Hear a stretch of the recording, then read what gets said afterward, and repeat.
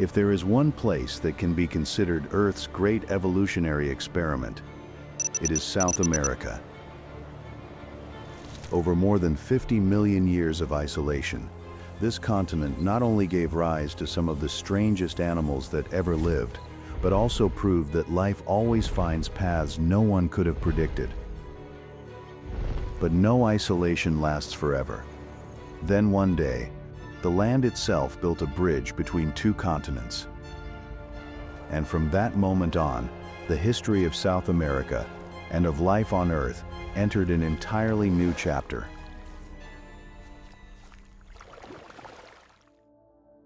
After the Chicxulub asteroid wiped out the dinosaurs about 66 million years ago, Earth entered a new era. Blackened forests slowly recovered, and ecosystems across the planet began filling with new forms of life. Yet amid that rebirth, one continent quietly separated itself from the rest of the world. There were no large-scale migrations.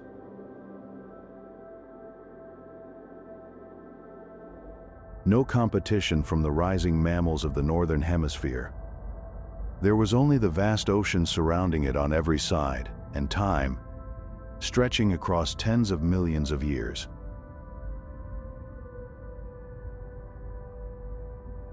That continent was South America, a nearly isolated world where nature was about to write a story that nowhere else on Earth ever had the chance to tell.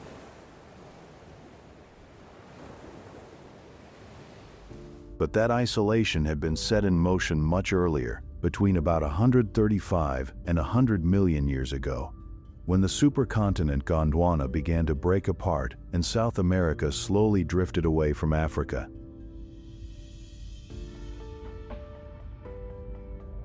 Tens of millions of years later, around 34 to 35 million years ago, the opening of the Drake Passage between South America and Antarctica completed the final piece of the puzzle.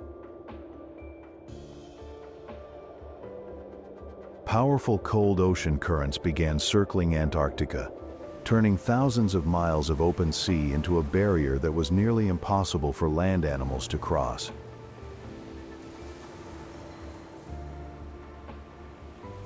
From that point on, South America became like a gigantic island spanning more than 6.8 million square miles, drifting quietly through the ocean.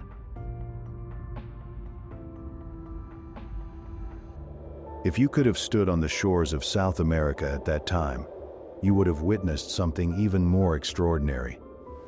Nature began conducting one of the most remarkable experiments in the history of evolution.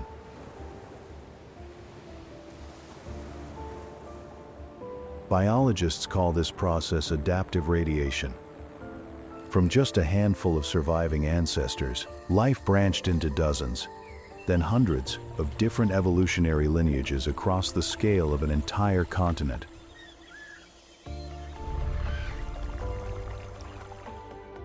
But what amazed scientists most was the appearance of these newly evolved animals. Sharks and dolphins both evolve streamlined bodies that slice efficiently through the water, even though one is a fish and the other is a mammal.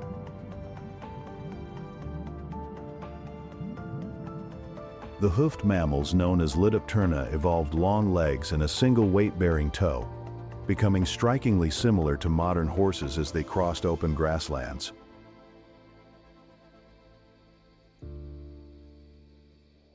Macrauchenia developed a long neck and a remarkably flexible snout, leaving Charles Darwin completely puzzled when he first examined its fossils.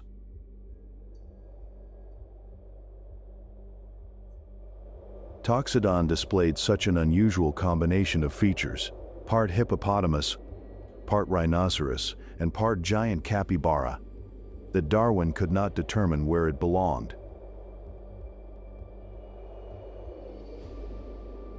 It would take more than a century before analyses of ancient collagen and molecular data finally revealed their true place on the evolutionary tree.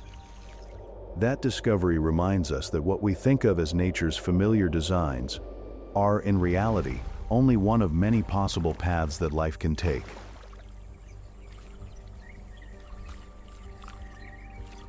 Perhaps that is the most astonishing realization of all. Evolution does not create a perfect answer. It simply keeps experimenting. If the starting conditions change, the final outcome changes as well.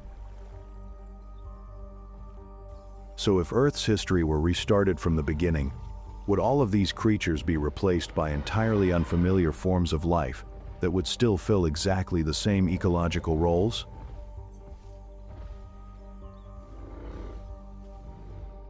South America stands as the clearest evidence that nature always has more than one solution to the same challenge of survival.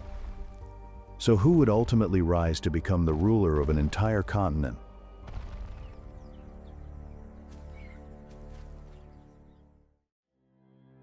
If you traveled back about 20 million years and set foot on the plains of South America, the first thing that would astonish you would not be the landscape, but the silence.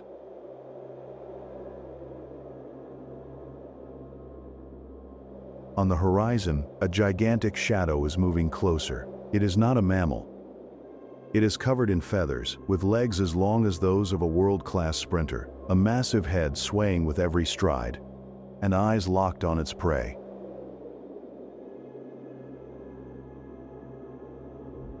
For tens of millions of years, while placental predators remained separated by the oceans in the northern hemisphere, nature placed the top of South America's food chain in the hands of two groups few would ever expect: flightless birds and predatory marsupials.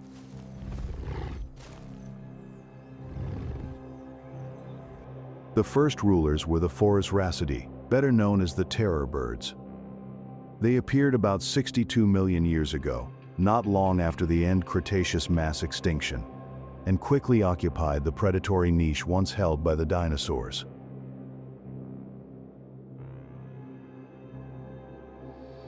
This family included well-known species such as Phorusrhacos, Endelgalornis, and especially Kelenken guillermoi.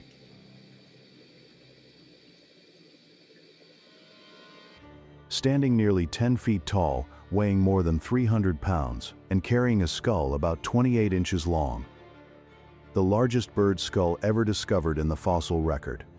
Kelenken was one of the largest predatory birds ever to walk the earth. But the most terrifying thing was the way nature had designed their bodies.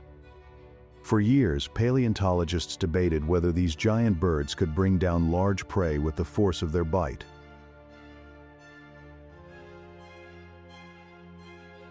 The answer only became clear when researchers used finite element analysis, a stress simulation technique originally developed for the aerospace and automotive industries, to reconstruct the skull of Endelgalornis.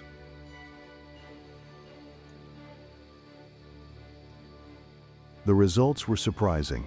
Their beaks did not generate the crushing bite force of a lion or a crocodile.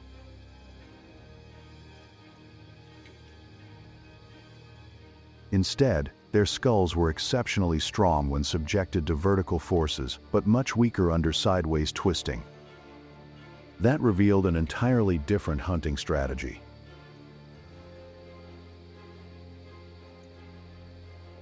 Rather than holding onto their prey and tearing it apart, they charged forward on powerful legs, delivered downward strikes with their axe-like hooked beaks, and quickly retreated before the prey could fight back.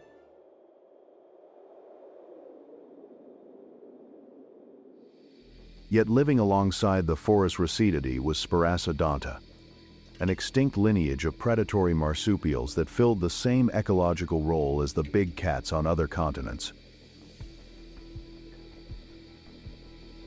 Its most famous representative was Thylacosmilus atrox, which lived between about 9 and 3 million years ago. At first glance, most people would immediately think of Smilodon, the famous saber-toothed cat of the Ice Age. Both possessed blade-like saber canines.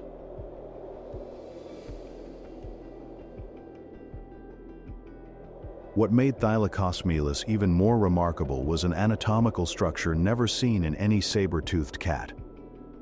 Two bony flanges on its lower jaw formed natural sheaths that protected its saber teeth, which continued growing throughout its life.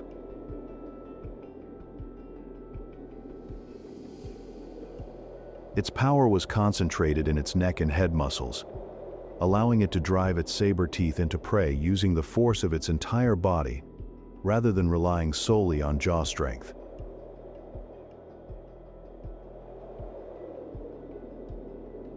Once again, evolution demonstrates that there is more than one path to becoming an apex predator.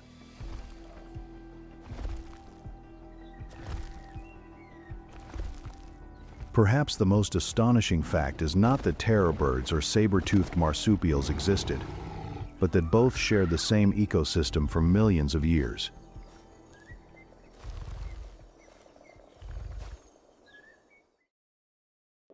If the plains of South America were the domain of terror birds and predatory marsupials, then farther north, nature was quietly shaping an even stranger world.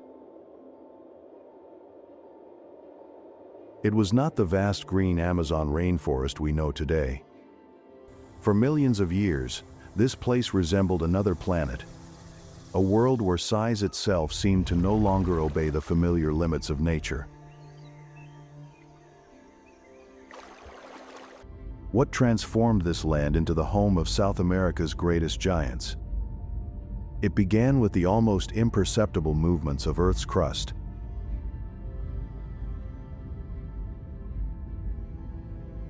After the dinosaurs disappeared, the Nazca Plate continued its relentless descent beneath the South American plate, gradually lifting the Andes ever higher.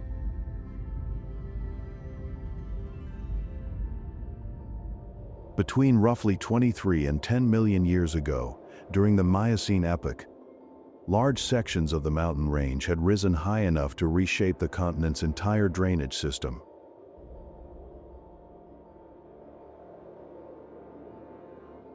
Rivers that had once flowed toward the Pacific Ocean were blocked, while water and sediment accumulated inland for millions of years, forming an immense network of lakes, marshes, and ancient rivers that geologists call the Pebas mega-wetland.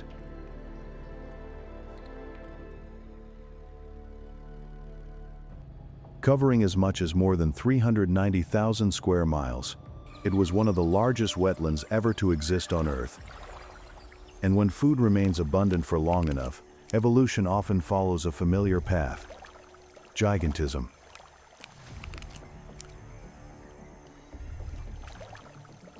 The undisputed ruler of those waters was Prehistoric brasiliensis, one of the largest crocodilians ever known.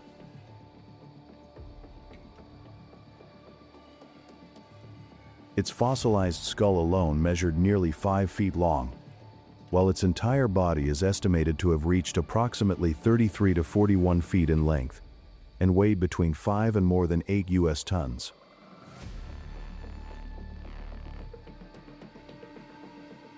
Biomechanical models suggest that the bite force of Prehistoric may have exceeded 69,000 newtons, powerful enough to crush the shells of giant turtles or snap the bones of large mammals with a single bite.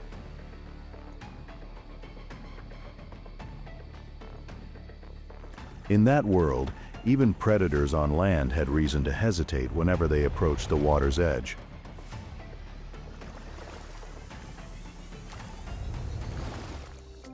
But Pebas did not belong to just one monster.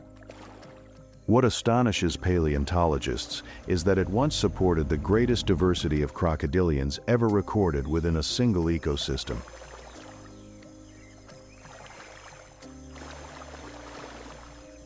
One of the strangest was Mosasaurus. If Prehistoric resembled a colossal crushing machine, Mosasaurus possessed a broad, flat snout so wide and thin that it looked almost like a gigantic spoon.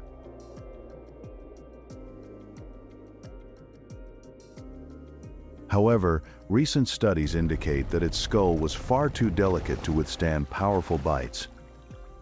Instead, it most likely moved slowly through shallow water, opening its enormous mouth to scoop or gather small fish, crustaceans, and other aquatic animals.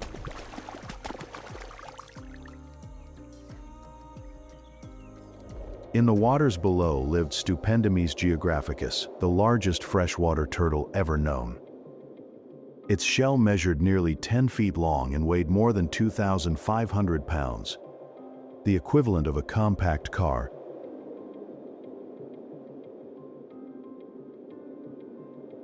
Even more remarkable, fossils published in 2020 revealed that male individuals possessed two large horns projecting from the front of their shells, possibly used in combat over mates or territory.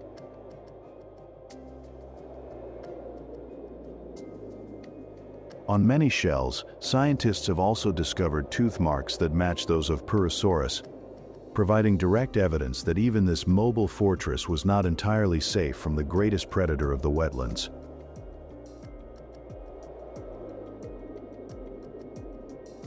And the trend toward gigantism did not stop with reptiles. Phoboromys pattersoni, an ancient relative of today's capybara, could grow to more than 10 feet in length and weigh around 1,500 pounds.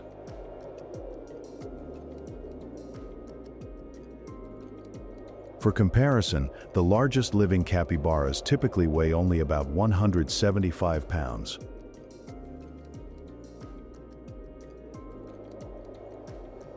That means their ancestors were nearly 10 times heavier. It reveals that within the Pebas ecosystem, even a group of animals we now consider small could evolve into giants. Remarkably, it was the uplift of the Andes that created Pebas. Then, between roughly 10 and 7 million years ago, as the Andes continued to rise, this vast mega-wetland gradually disappeared.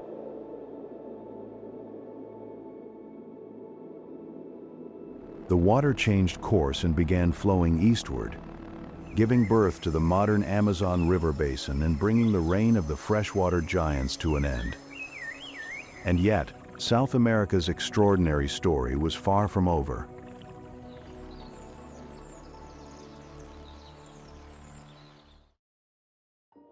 The first person to confront this mystery directly was Charles Darwin. During his voyage aboard the HMS Beagle in the 1830s, Darwin collected numerous fossils across Argentina and Uruguay.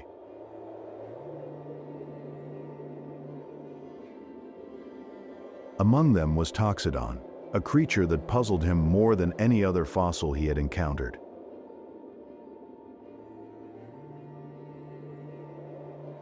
Its massive head resembled that of a hippopotamus. Its continuously growing incisors looked like those of a rodent, and its body reminded him of either a rhinoceros or a bear. Darwin openly admitted that he had no idea where this animal belonged. That was because Toxodon truly resembled no animal that had been described at the time.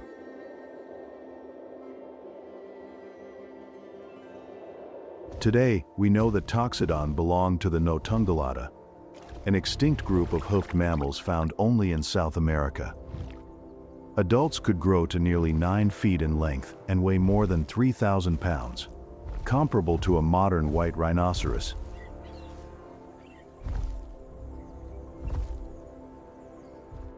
Its ever-growing teeth allowed it to graze on tough grasses rich in silica, while its massive body was well adapted to life across vast open plains.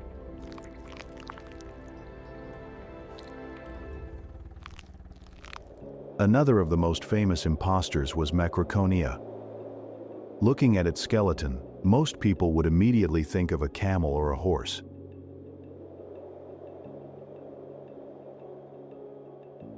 It stood about 6.5 feet tall at the shoulder, weighed nearly 2,200 pounds, had a long neck, 3 toes on each foot, and powerful legs built for traveling across wide grasslands.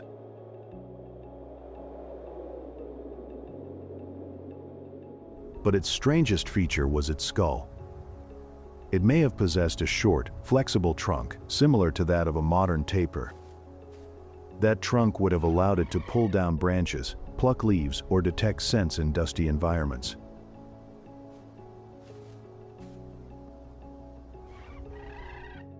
It demonstrates that evolution has repeatedly arrived at the same solution when different species faced similar challenges for survival.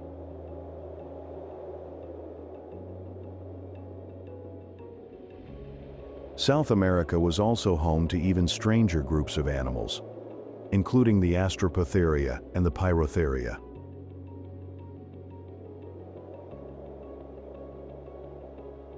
One remarkable example was Astropotherium, an animal more than 10 feet long, weighing approximately 2 to 3 US tons, equipped with a pair of short tusks, and most likely a small trunk.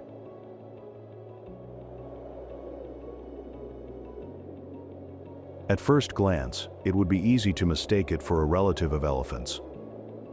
Meanwhile, Pyrotherium possessed a massive body and downward-pointing tusks, leading scientists to debate for decades whether it was related to primitive elephants.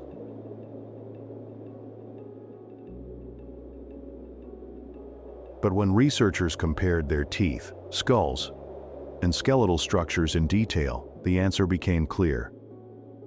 They were not elephants. They were simply independent evolutionary lineages that had, by coincidence, arrived at remarkably similar designs.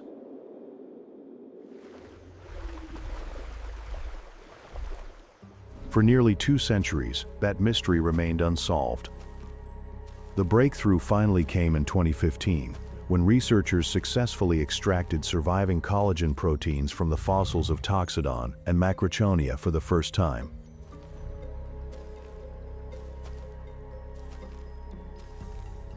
The study, published in the journal Nature, showed that both belonged to the Panperissodactyla lineage and were distant relatives of modern horses, rhinoceroses, and tapirs.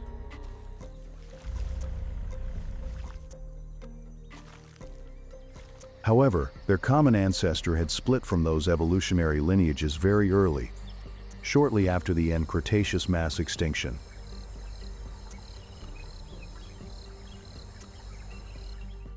Perhaps that is the most profound lesson offered by ancient South America. We often assume that similar appearances must mean shared ancestry. Yet evolution has repeatedly demonstrated the opposite.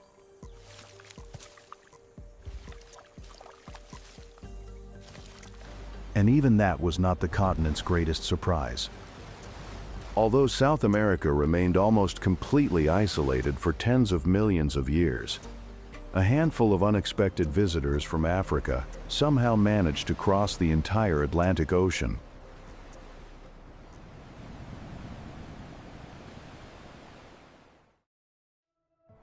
After nearly 80 million years of evolving in near isolation, South America seemed like a world sealed off from everything else.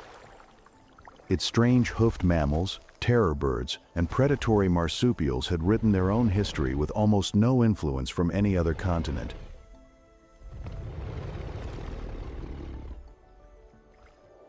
But nature rarely creates absolute barriers. Around 40 to 34 million years ago, South America's fossil records suddenly revealed the appearance of New World monkeys, Platurini.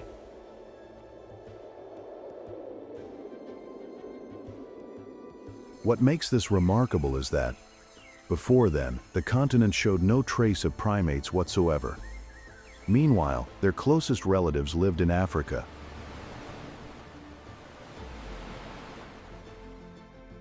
How could a group of tree-dwelling animals, incapable of long-distance swimming and unable to fly, have crossed an ocean stretching roughly 900 to 1,200 miles? During the late Eocene and early Oligocene, the Atlantic Ocean was narrower than it is today. At the same time, tectonic and paleoceanographic models suggest that the direction of the equatorial currents and seasonal winds may have been far more favorable for floating objects drifting from the coast of Africa to eastern South America.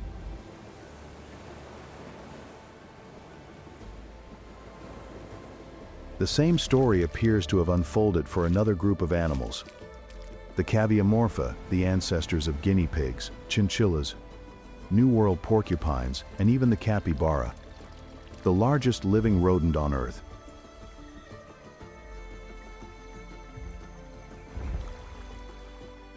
After earthquakes, flash floods, or tropical storms, entire sections of riverside forests can be uprooted, carrying with them massive trees, tangled vines, soil, roots, and dense vegetation that remain bound together as enormous floating rafts.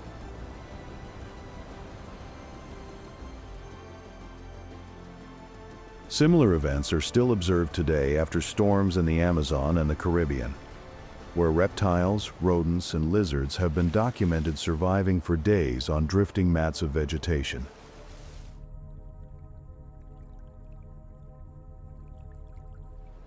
Most of those journeys undoubtedly ended in death. But evolution does not require thousands of successful crossings. It takes only a single surviving group that manages to reproduce and adapt to a new land for the entire history of a continent to change forever.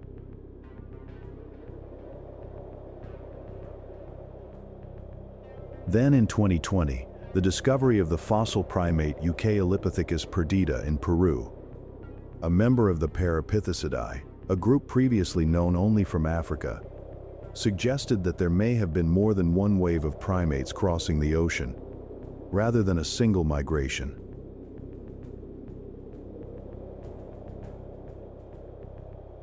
From just a handful of survivors that endured an almost impossible voyage, nature gave rise to more than 170 species of New World monkeys, ranging from howler monkeys and spider monkeys to squirrel monkeys, along with hundreds of endemic rodent species found throughout South America.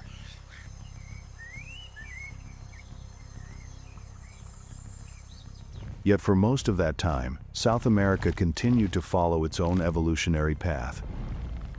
It was the age of the Xenarthra, creatures that only South America could have produced.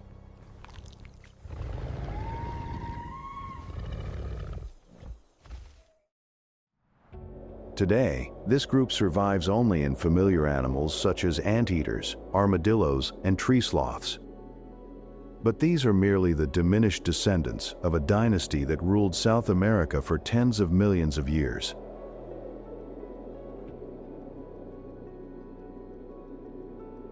What allowed them to reach such extraordinary sizes? The Xenarthra had tens of millions of years to evolve along their own path. Instead of becoming faster, they became larger, stronger, and more energy efficient.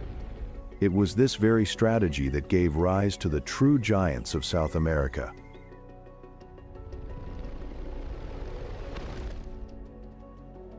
The most famous representative was Megatherium americanum, the largest ground sloth ever known.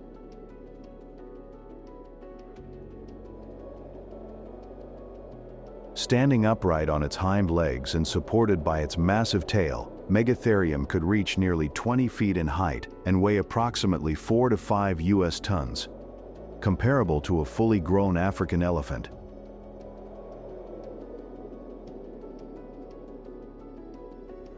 Biomechanical studies show that its forelimbs possessed an exceptionally powerful combination of muscles and bones, strong enough to pull down large branches in order to reach young leaves high in the canopy.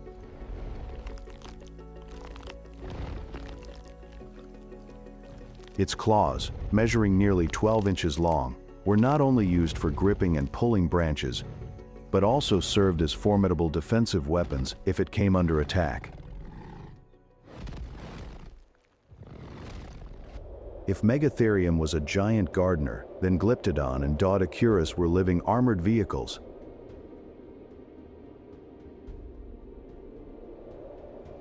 Glyptodon measured more than 11 feet in length, weighed over 2 US tons, and was covered from head to tail with thousands of tightly fused bony plates that formed a shell as solid as a shield.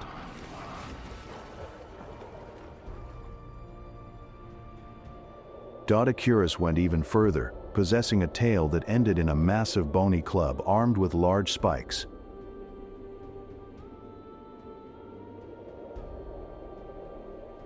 Mechanical models suggest that a strike from this tail could generate an immense impact force, powerful enough to inflict severe injuries on predators or rival members of its own species.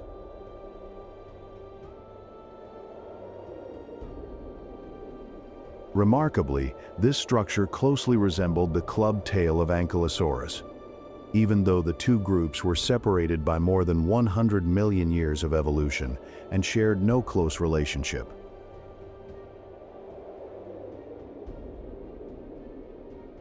It remains one of the clearest examples of convergent evolution, where nature repeatedly arrives at the same solution to the same problem.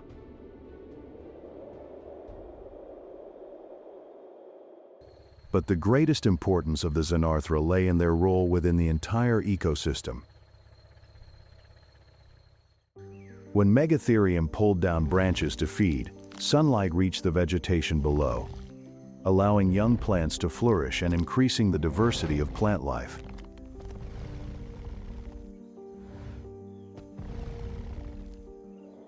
Glyptodon and its armadillo relatives constantly dug and disturbed the upper layers of soil, improving soil structure while creating shelters for numerous small animals.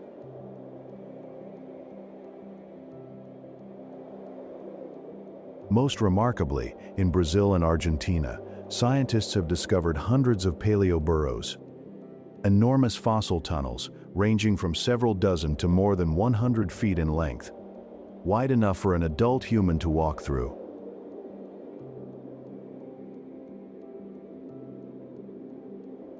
The walls of these tunnels still preserve unmistakable claw marks left behind by ancient Xenarthra.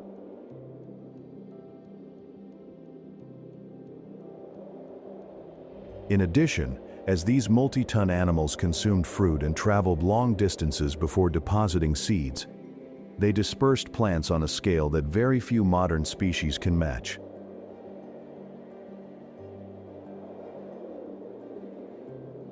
Some ecologists even suggest that many South American trees living today, including species that produce large fruits such as avocados, still retain evolutionary traits from the time when they depended on giant animals to spread their seeds.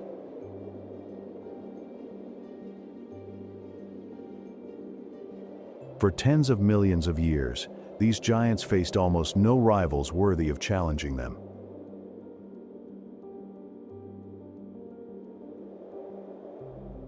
The ocean remained a protective barrier, shielding South America from outside competition and allowing its one-of-a-kind world to endure. Yet no isolation lasts forever.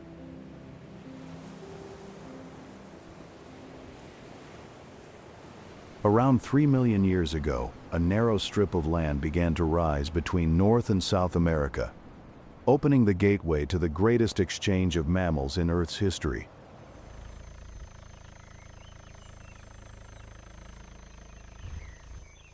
And from that moment on, South America's isolated evolutionary paradise was about to face the greatest challenge it had ever known.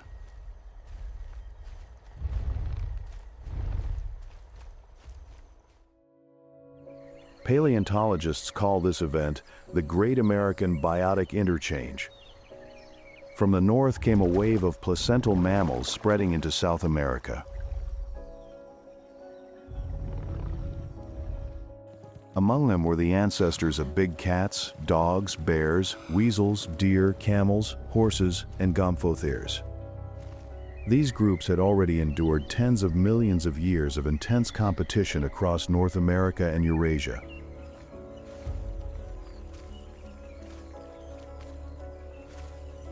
Meanwhile, South America did not remain unchanged either. South America's unique animals also began expanding northward. Glyptodonts, protected by armor as thick as a tank's shell, appeared in what is now Mexico and the southern United States.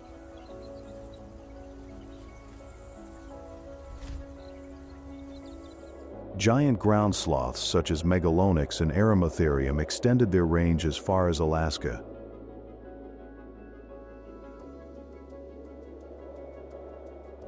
Armadillos, opossums, and New World porcupines also adapted rapidly to their new environments. In fact, the Virginia opossum remains living proof of that migration today.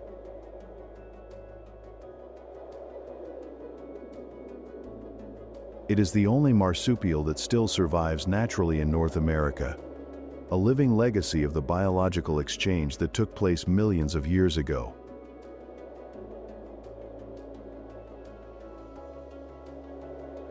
But when we examine the fossil record, the balance gradually begins to shift.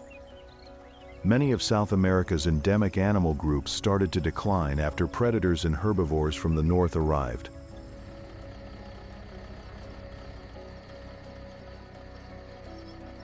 What is particularly noteworthy is that not all South American animals failed.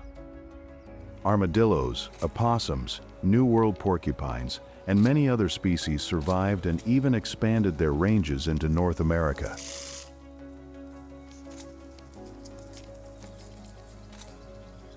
Conversely, many northern species were unable to adapt to South America's tropical climate and ecosystems and quickly disappeared.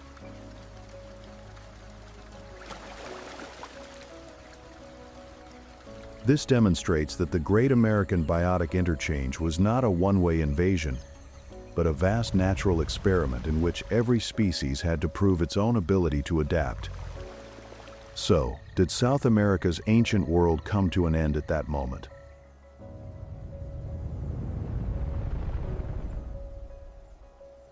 Although many endemic groups declined, the giants continued to roam the grasslands. That extraordinary world truly reached its end only when a new player appeared: humans.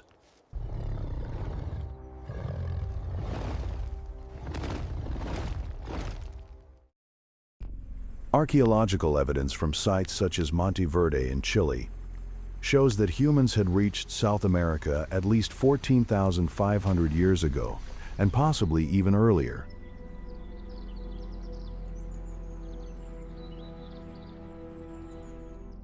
Within just a few thousand years, humans spread from the Andes and the Amazon basin all the way to Patagonia. Unlike any predator before them, they possessed neither enormous canine teeth nor exceptional speed.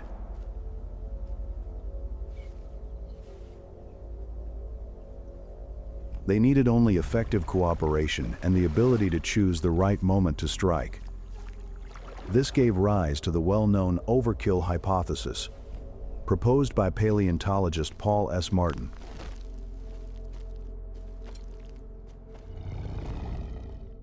According to this hypothesis, even if humans hunted only a small percentage of adult animals each year, the cumulative impact over many generations would have been enough to drive slow reproducing species into an irreversible decline.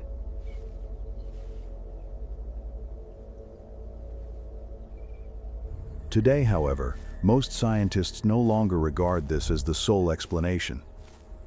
If humans alone were responsible, why had some populations already begun declining before humans arrived in those regions?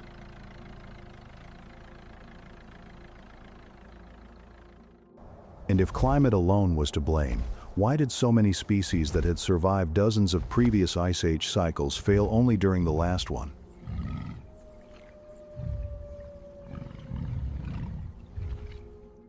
Changing climates reduced available habitats, fragmented populations, and diminished food resources.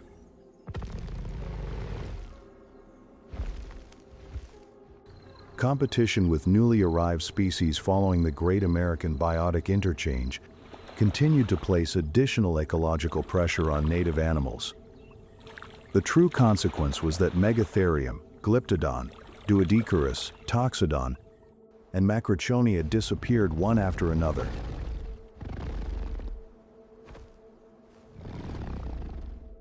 It was not merely individual species that became extinct, but entire evolutionary lineages that had existed for tens of millions of years came to a complete end.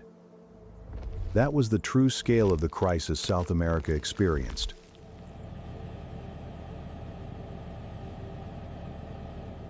Yet when you see an armadillo slowly crossing a grassland today, you are looking at a descendant of the lineage that once gave rise to the giant armored glyptodonts.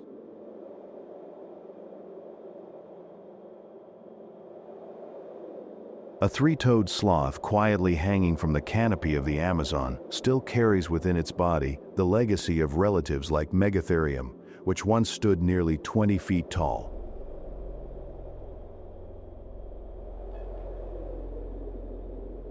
Giant anteaters, opossums, and troops of howler monkeys are also surviving fragments of that isolated world. The past has never truly disappeared. It has simply grown smaller and continues to exist in another form.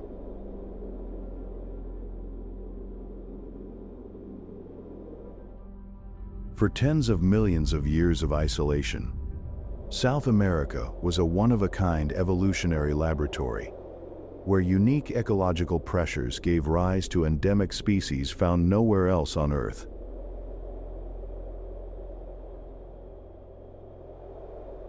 When the Isthmus of Panama emerged, waves of migrants from the north poured into the continent, shattering the long-standing ecological balance and driving many of its most extraordinary creatures toward extinction.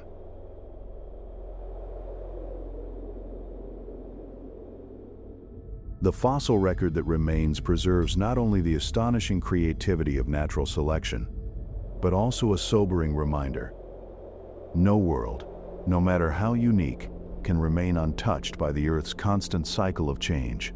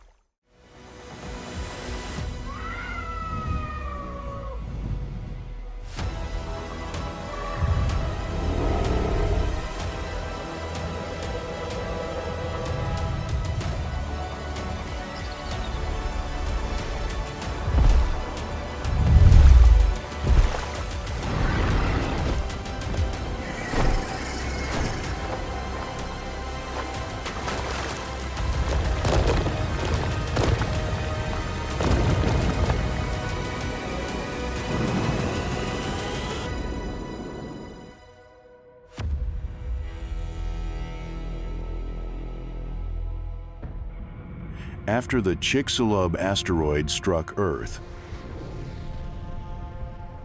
life did not disappear immediately. During the first thousands of years of the Paleocene, the skies remained covered by silicate dust, ash, and soot from global wildfires. Some climate models suggest that global surface temperatures may have dropped by dozens of degrees Celsius within a relatively short time after the impact. Photosynthesis nearly collapsed, and food chains were severed at their roots. And when plants began to die, the giant creatures that had once dominated the planet died with them. Regions that had once been densely covered by Cretaceous vegetation were now reduced to black ash stretching all the way to the horizon. Then something strange appeared in the fossil record. Not giant trees or flowering plants, but ferns. Paleobotanists call this phenomenon the fern spike. The sudden explosion of fern spores in the fossil record immediately after the KPG mass extinction. In sediment layers across the world, fern spores appear in unusually high concentrations, suggesting that they were among the first organisms to cover the planet in green again after the catastrophe. Some studies indicate that ferns dominated many ecosystems for at least around 30,000 years after the impact. Why, in a world that once belonged to gigantic dinosaurs, were the first survivors small, almost primitive plants? It was precisely the simplicity of ferns that allowed them to endure. They reproduced by releasing millions of microscopic spores into the air. Life slowly began returning in its most primitive form. Microorganisms decomposed the bodies of giant creatures scattered across the planet. Fungi and bacteria restarted the carbon cycle. Plants emerged from the ash, and ecosystems rebuilt themselves layer by layer, slowly. like a planet learning how to breathe again. And within that ruined world, tiny creatures began surviving better than any giant species. Mammals of this era were, for the most part, only the size of modern mice or weasels. Studies of the KPG extinction suggest that small body size and flexible diets were two of the most important factors that allowed many mammals to survive the collapse of the global ecosystem. That was the moment when the age of mammals truly began. For more than 160 million years throughout the Mesozoic era, most mammals existed only as small, marginal creatures, hidden away and constrained by the giant reptiles that dominated every major ecosystem. During the Paleocene, the rate of mammalian diversification increased dramatically. Within only about 10 million years after the catastrophe, the average body size of many mammal groups expanded by dozens of times. One of the most remarkable groups was the pantodonts, the first truly giant mammals to emerge after the age of dinosaurs. They were not especially agile, nor particularly intelligent, yet their bodies kept growing larger and larger. Berry lambda is a striking example. This creature measured nearly 4 meters in length and weighed around 635 kilograms, with a low-slung body, powerful limbs, and a muscular tail that may have helped it balance while standing upright to pull down tree branches for food. In the ancient swamps, Coryphodon evolved along a different path. Weighing nearly half a ton, it lived a semi-aquatic lifestyle and fed on water plants. Fossilized teeth suggest it spent much of its time around rivers and lakes, much like modern hippos. Yet the brain of Coryphodon was astonishingly small compared to its body size, only a fraction of the brain volume seen in many mammals today. Then the first mammalian predators began to appear. Titanoides, one of the earliest large predators of the Paleocene, weighed around 136 kilograms and possessed unusually long canine teeth and powerful jaws. High in the trees, more agile species began developing hands better suited for gripping branches. Underground, burrowing species thrived as they adapted to escape predators and survive extreme temperatures. But while mammals were spreading across Earth, the planet itself was preparing to enter another crisis. One even stranger than before, around 56 million years ago. Earth began warming at a terrifying pace. And the Paleogene world was about to transform into a true planetary fever, an event scientists today call the PETM, the Paleocene-Eocene thermal maximum. Within only a few thousand years, the global average temperature rose by an additional 5 to 8 degrees Celsius. In many polar regions, the increase was even greater. And the terrifying part is that the cause may have come from carbon itself being released into the atmosphere on a massive scale. But where did all that carbon come from? Some hypotheses suggest that intense volcanic activity in the North Atlantic released enormous amounts of CO2 over long periods of time. Another hypothesis proposes that methane hydrates, vast, ice-like methane deposits buried beneath the seafloor, became unstable as temperatures increased, releasing gigantic quantities of methane into the oceans and atmosphere.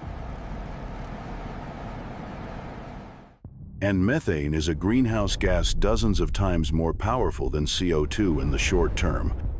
Once a chain reaction begins, an entire planet can be pulled into a runaway spiral of warming beyond control.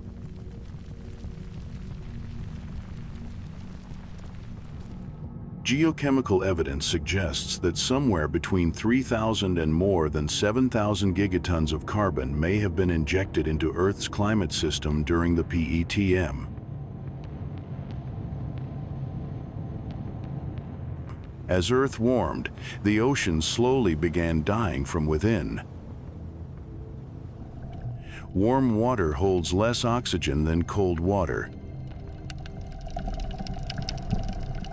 Fossil studies suggest that around 30 to 50% of deep-sea foraminifera species became extinct during the PETM, making it one of the most severe deep ocean extinction events of the Cenozoic era. On land, life began migrating. Subtropical forests expanded toward higher latitudes. Primitive mammals appeared across North America, Europe, and Asia, almost simultaneously through ancient land bridges. But perhaps the strangest change involved body size itself. Many mammal species during the PETM became significantly smaller. Fossil evidence shows that early ancestors of modern horses, such as Cypripus, reduced their body size by nearly 30%.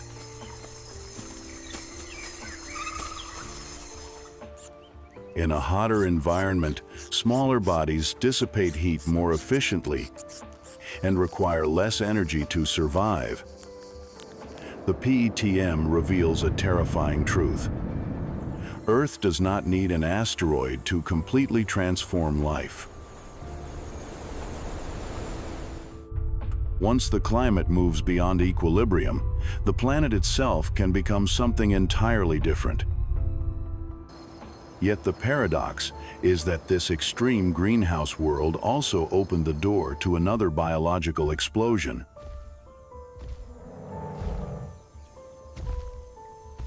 As the Eocene began, Earth transformed into a gigantic living greenhouse where tropical forests spread nearly to the poles. Crocodiles lived in the Arctic, and a hot, humid atmosphere covered almost the entire planet.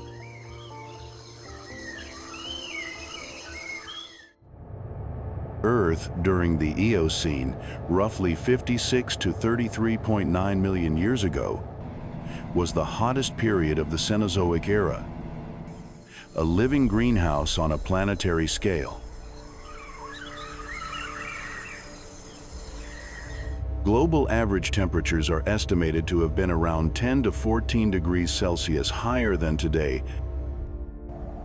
Atmospheric CO2 concentrations may have exceeded 1,000 parts per million at many points in time.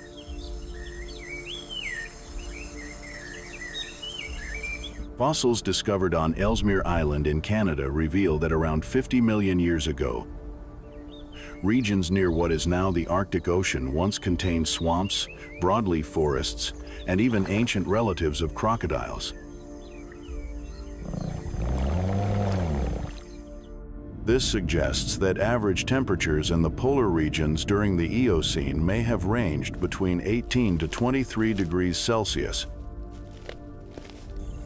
comparable to many modern subtropical regions. At this time, Earth resembled a gigantic climate machine powered by water vapor. The atmosphere held extraordinarily high humidity.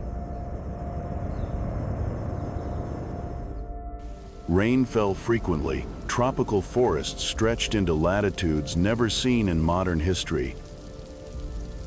And as temperatures continued rising, flowering plants began an explosion unlike anything before.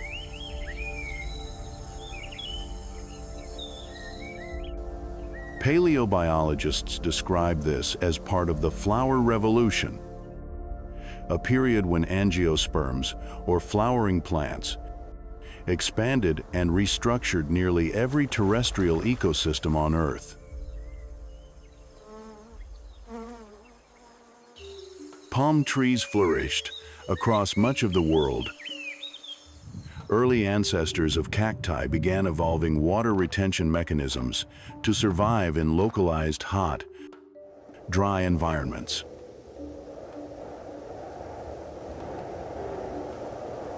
Fossils of Archaeamphora, one of the oldest carnivorous plants ever discovered, suggest that Eocene vegetation had already begun developing remarkably specialized survival strategies.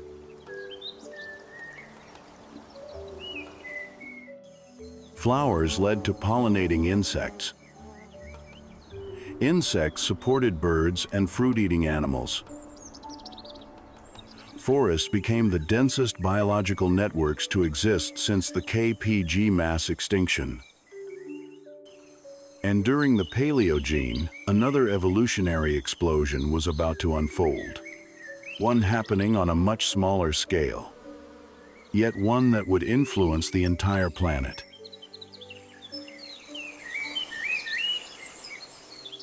If every large animal of the Eocene disappeared overnight, the forests might still continue functioning normally the next morning.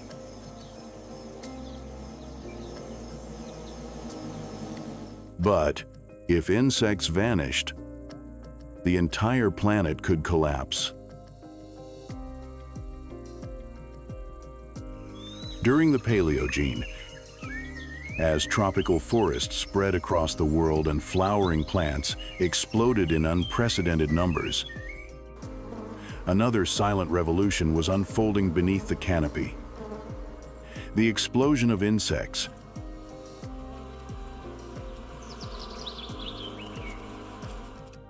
More than 500 Paleogene insect species have already been identified from fossils,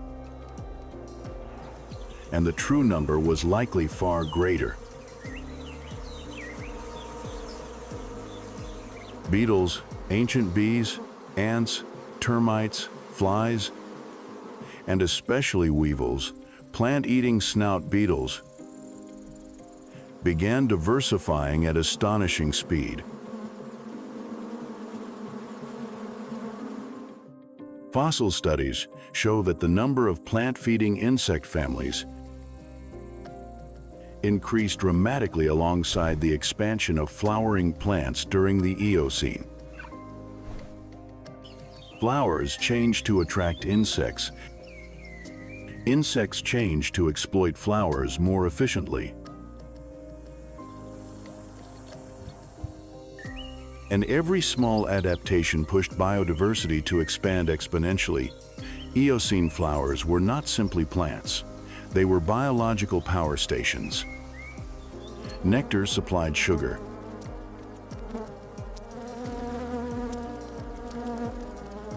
Leaf-eating beetles forced plants to evolve chemical toxins for defense, and insects in turn evolved resistance to those toxins. It became a biological arms race that lasted millions of years. Termites decomposed cellulose from dead wood and fallen leaves, recycling carbon back into the soil and atmosphere. Ants formed some of the first highly organized societies, with clear divisions of labor between soldiers, workers, and queens. Some fossil evidence suggests that Paleogene ants had already developed coordinated group hunting behaviors, similar to many modern species. Creatures only a few millimeters long were building the first biological superorganizations on land, And then the nights of the Eocene truly became another world. Millions of insects glowed, hunted, mated, and pollinated simultaneously.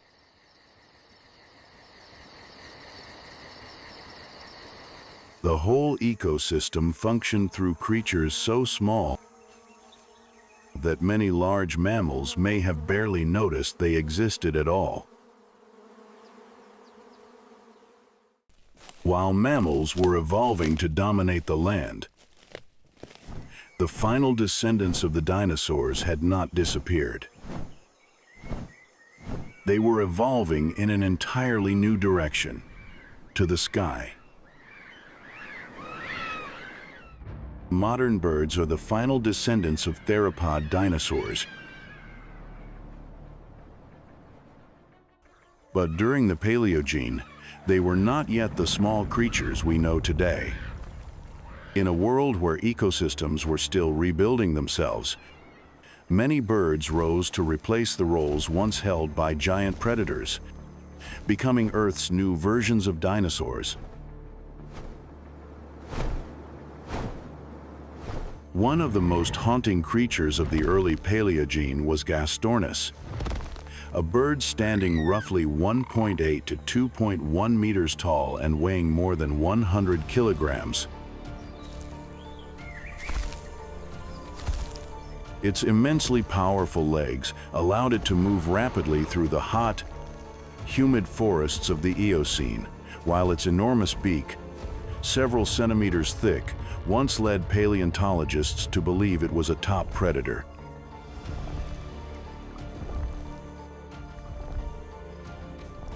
Yet modern carbon isotope studies from fossilized enamel suggest that Gastornis may have primarily eaten tough vegetation or followed a more omnivorous diet rather than hunting prey. Why would evolution create such a gigantic beak for a species that was not a specialized predator?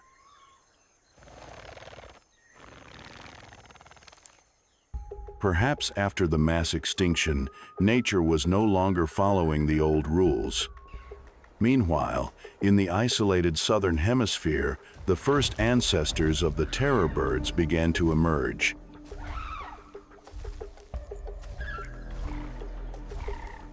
They belong to the group Phorusrhacidae, flightless birds capable of running at extraordinary speeds, with long necks, massive heads, and hooked beaks shaped like battle axes.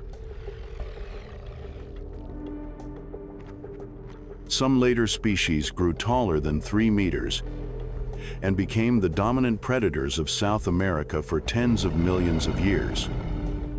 The terrifying part is that they did not need claws like Velociraptor or jaws like Tyrannosaurus.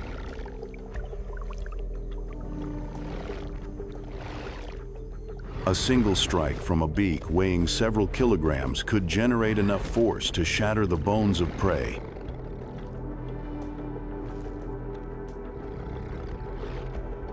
But it was not only the skies or the land that were changing. The Paleogene oceans also witnessed the rise of another surviving dinosaur lineage, ancient penguins.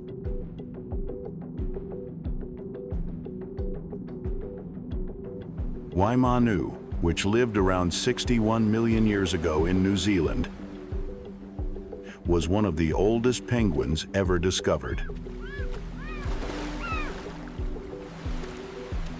Standing nearly 0.9 meters tall, it already used its wings like paddles to fly underwater. A few million years later came Kumimanu, a true monster of the seas, nearly 1.8 meters tall and weighing more than 100 kilograms.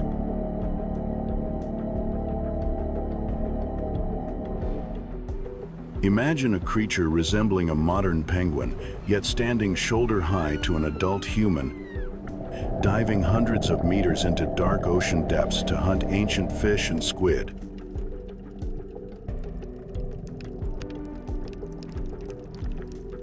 What is astonishing is that while mammals were accelerating their evolution on land, birds were also quietly taking over the remaining ecological niches.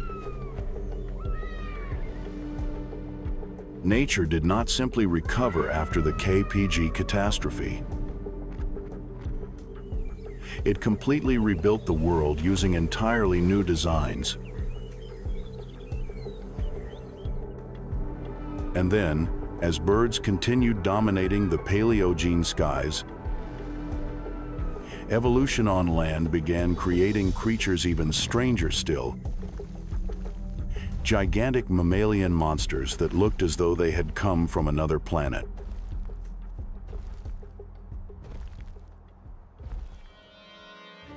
After the dinosaurs disappeared, the Paleogene opened one of the strangest chapters in the history of evolution.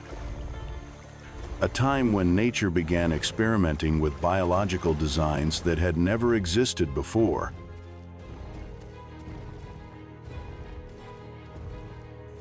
With the reptilian titans no longer dominating the land, mammals began expanding in size at astonishing speed.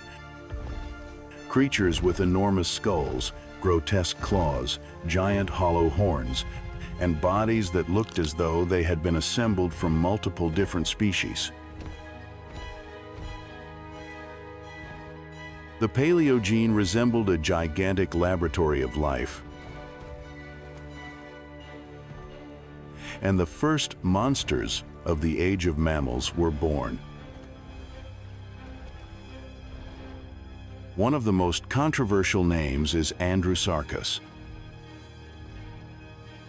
a predator that lived roughly 45 to 36 million years ago in what is now Mongolia.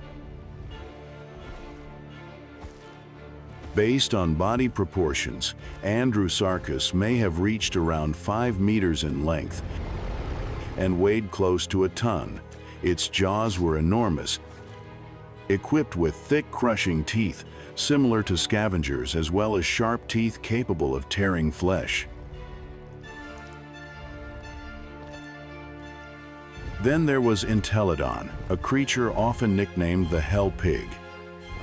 Even though it was not truly a pig, some Entelodon species exceeded 2 meters in length, stood nearly 1.8 meters tall at the shoulder, and possessed abnormally thick skulls.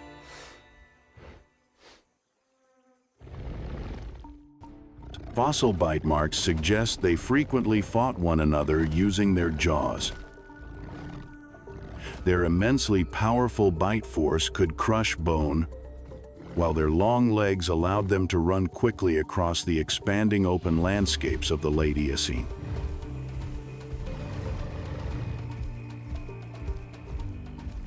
But not every Paleogene monster was a hunter.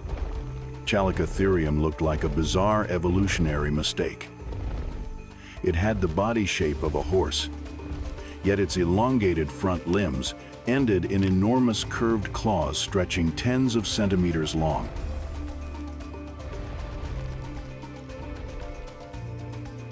Instead of using those claws to hunt prey, it used them to pull branches downward and feed on leaves, almost like a gigantic sloth walking on its knuckles.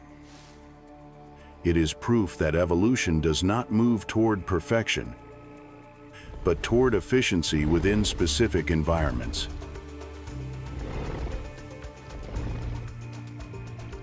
Meanwhile, Arsinoitherium made the Paleogene feel like an alien world. It measured around 3.5 meters long, weighed more than 2 tons, and carried 2 massive hollow horns on its head.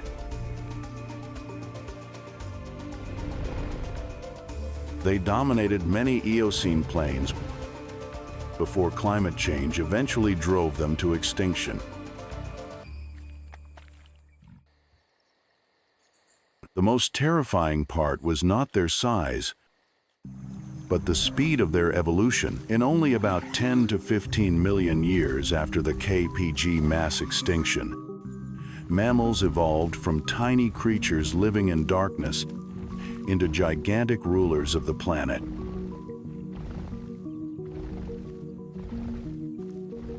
The Paleogene reveals just how violently evolution can accelerate once ecosystems are completely shattered.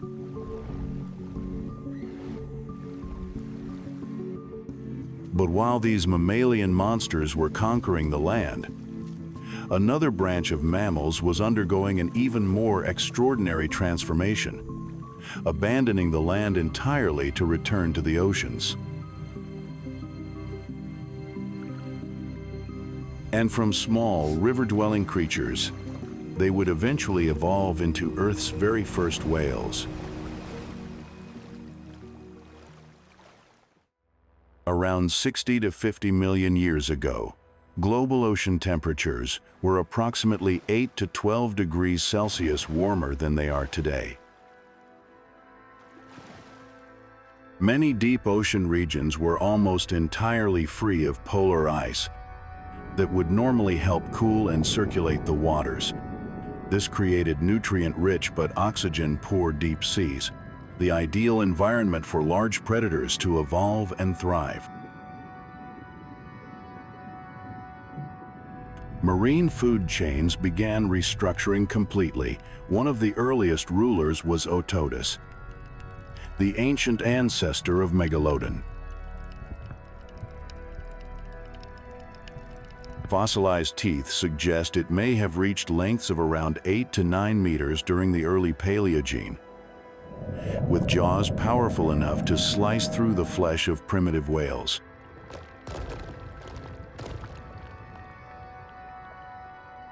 Otodus' teeth measured nearly 10 centimeters long, with edges as sharp as blades, and they were continuously replaced throughout the shark's lifetime. Modern studies estimate that large sharks can replace more than 20,000 teeth during their lives. The Paleogene oceans did not merely contain predators, they contained biological weapon systems capable of endlessly regenerating themselves. But the more terrifying transformation lay within the structure of marine ecosystems themselves. Before the KPG extinction, giant marine reptiles occupied the highest predatory levels of the oceans.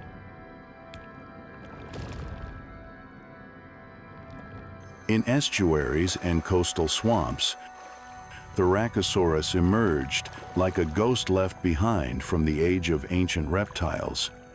It measured roughly 7 to 9 meters long, with a narrow, elongated snout resembling that of a modern gharial, specialized for hunting fish in murky waters.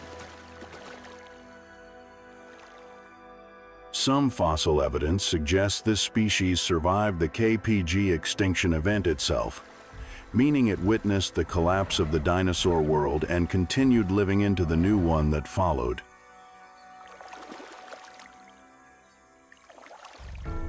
And then, around 58 million years ago, within the hot, humid rainforests of South America, the largest snake ever known began moving through the swamps of the Paleocene.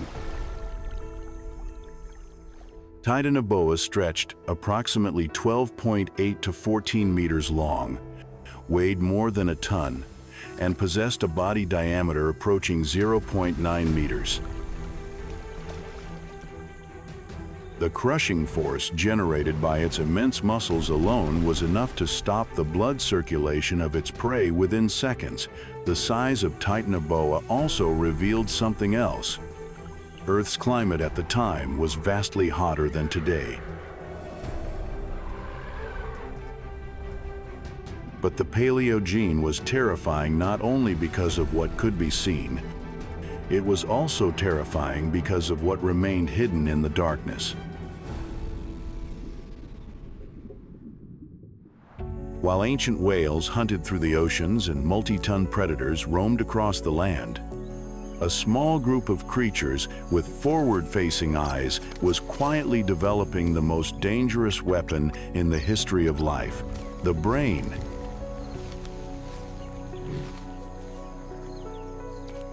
And almost no organism on Earth at that time could have imagined that these animals, weighing less than a few hundred grams, would one day reshape the entire planet tens of millions of years later.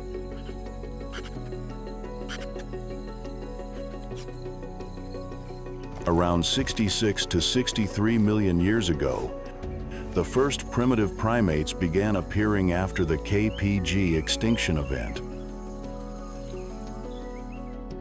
One of the earliest known candidates was Purgatorius, a tiny creature measuring only around 10 to 15 centimeters in body length and weighing roughly 100 grams.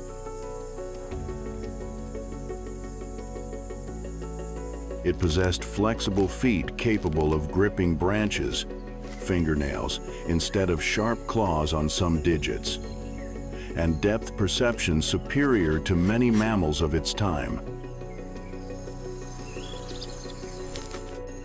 In a world of dense tropical forests, where the distance between life and death could be nothing more than a single miscalculated leap, the ability to judge space accurately became an enormous evolutionary advantage. Fossil studies from North America, Greenland, and Europe suggest that by the beginning of the Eocene, primates had spread rapidly thanks to the globally warm climate.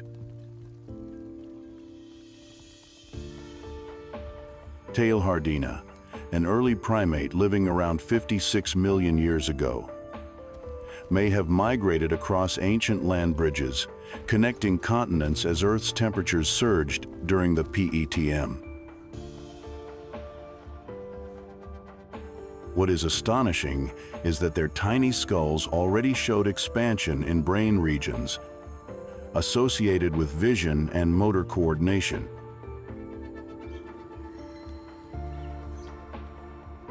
Then came Notharctus, which lived around 50 million years ago in North America.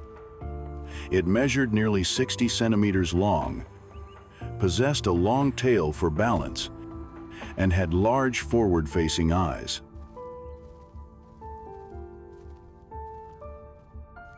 The structure of its arm bones suggests it could grip branches extremely well, resembling primitive versions of modern apes.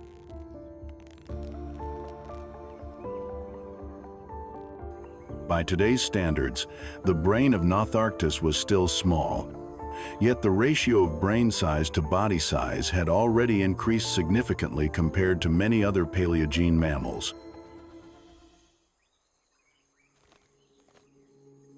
And here, a silent revolution truly began. Tiny changes, almost invisible from one generation to the next, yet continuing across tens of millions of years. Humans did not emerge by dominating the Paleogene. On the contrary, our ancestors survived by avoiding attention in a world filled with monsters. Toward the end of the Paleogene, global temperatures gradually declined, tropical forests retreated, grasslands expanded, and Antarctica began forming permanent ice for the first time in tens of millions of years. A greenhouse planet was transforming into a colder world, and many of the giant creatures that once dominated the Paleogene would not adapt quickly enough to survive the new era that was coming.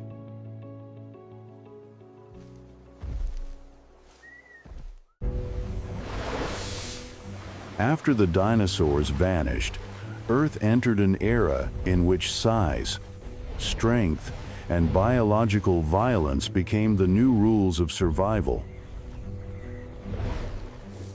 The clearest symbol of the post-dinosaur Earth was Titanoboa, a creature that needed neither venom nor great speed, only mass and heat.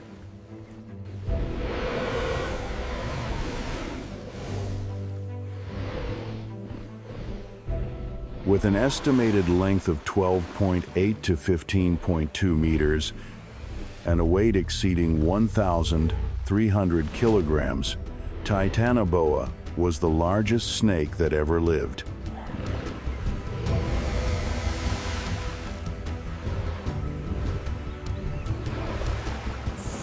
But what mattered was not size alone. Titanoboa could exist only in the extremely hot Paleocene climate, when global average temperatures were estimated to be 6 to 8 degrees Celsius higher than today.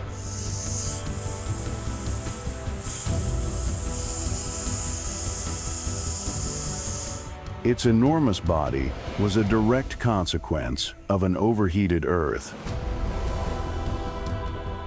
one in which heat exchange, energy, metabolism, and physiology were all pushed to their limits.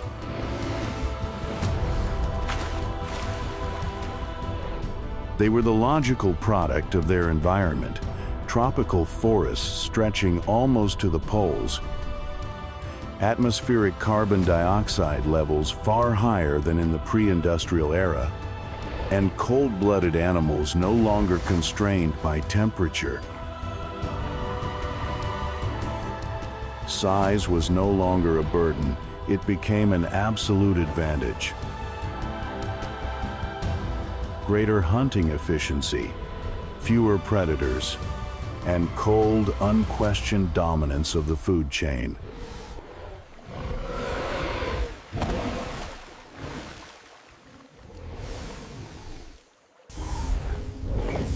But Titanoboa was not alone in South America. A continent isolated for tens of millions of years. Another group of creatures rose to fill the void left by the dinosaurs. The terror birds.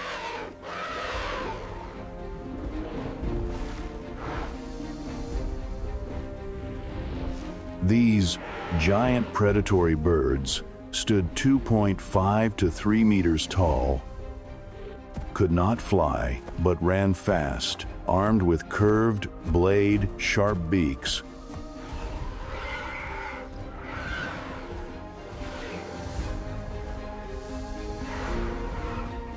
Without wings, they evolved powerful legs and precise predatory vision. In a world lacking large competing carnivores, terror birds became the undisputed rulers of the land.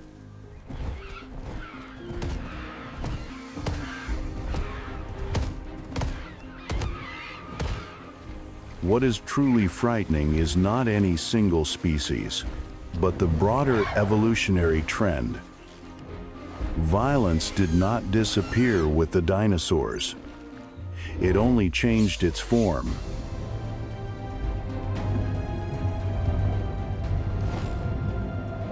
Earth merely optimized survival under extreme conditions. And in the Paleocene, those conditions favored creatures that could exploit abundant resources to grow enormous. In a world where snakes could swallow crocodiles whole, where birds could chase down and kill any mammal smaller than themselves, intelligence alone was not an advantage. Size was power. The dinosaurs were gone. The new creatures no longer looked ancient. But they were dangerous in a different way, quieter, more flexible, and finely tuned for a planet heating up at a relentless pace. And if size and strength rule this world, what happens when a smaller, weaker species appears? One that knows how to cooperate and to learn.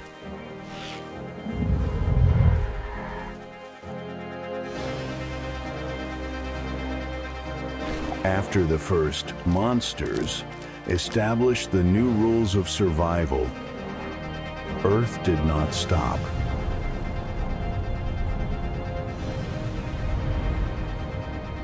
It pushed life even further, entering a phase in which size was not merely an advantage, but an evolutionary weapon.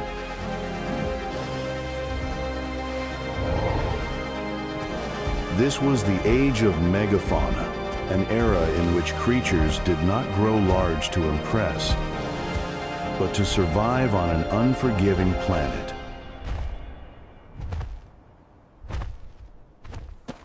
Across the frozen grasslands and open forests of the Pleistocene, mammoths stood over 3.4 meters at the shoulder and weighed as much as 6 to 8 tons.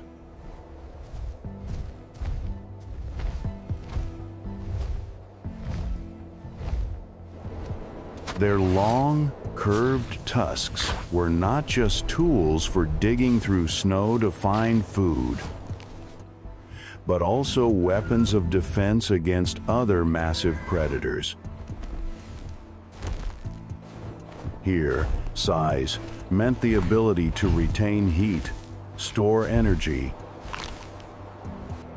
and endure winters that lasted tens of thousands of years. But megafauna were not just gentle giants. Megatherium, the giant ground sloth of South America, could reach 6 meters when standing upright and weigh more than 4 tons. With its long claws and enormous muscles, it was far from a passive plant eater. Evidence suggests Megatherium was powerful enough to defend itself against large predators, turning sheer size into a living shield. Elsewhere, Glyptodon, a giant relative of the armadillo, carried a true biological fortress, a thick, rock-hard shell of bone that could weigh up to 1,000 kilograms.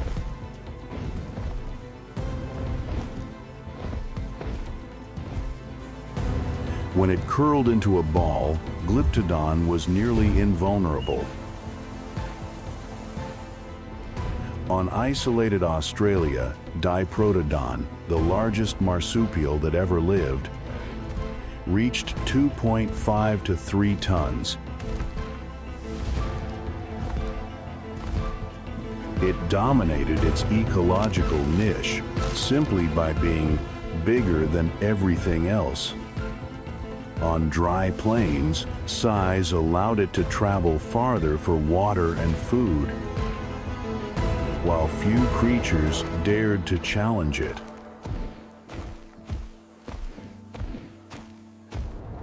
And then there was one creature that forced every idea of the ultimate predator to be rewritten: Megalodon.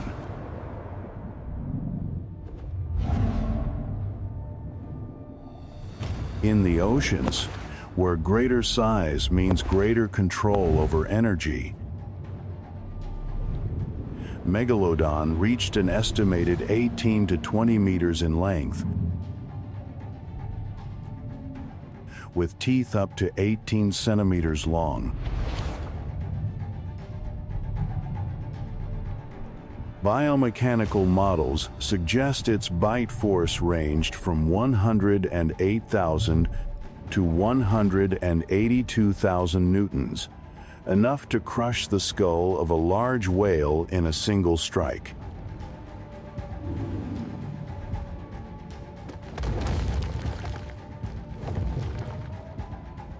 What matters most is this: megafauna did not appear by chance. They were the result of 3 converging conditions. First, the extinction of the dinosaurs removed the largest ecological competitors.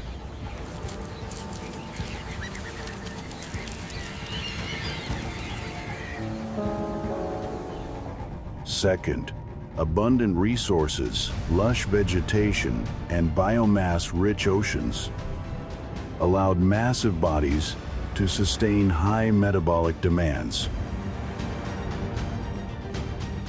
Third, evolutionary pressure favored larger individuals. fewer predators, longer lives, and more efficient reproduction.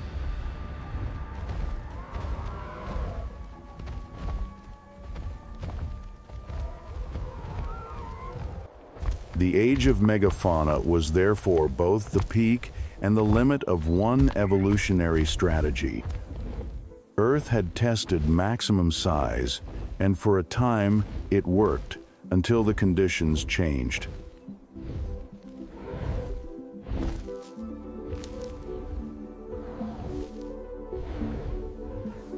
At the edge of this world of giants, a smaller, weaker, but more flexible species began to appear. It had no teeth like megalodons, no armor like glyptodonts, no weight like a mammoth's. What it possessed instead was an adaptive brain, skillful hands, and the ability to learn, because when Earth was ruled by giants, the arrival of humans was not a moment of victory, it was simply another experiment in evolution.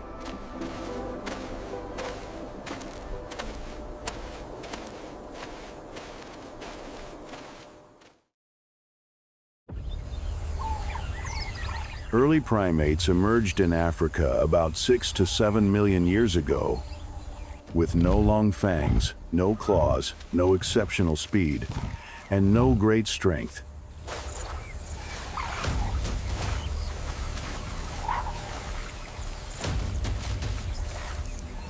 What they did have were grasping hands with opposable thumbs that allowed them to hold, rotate, and control objects.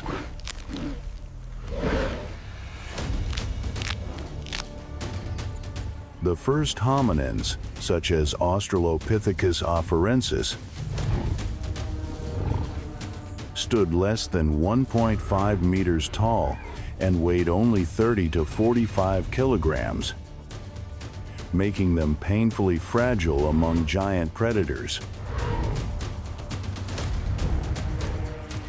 They did not hunt large prey. They scavenged, gathered, and hid.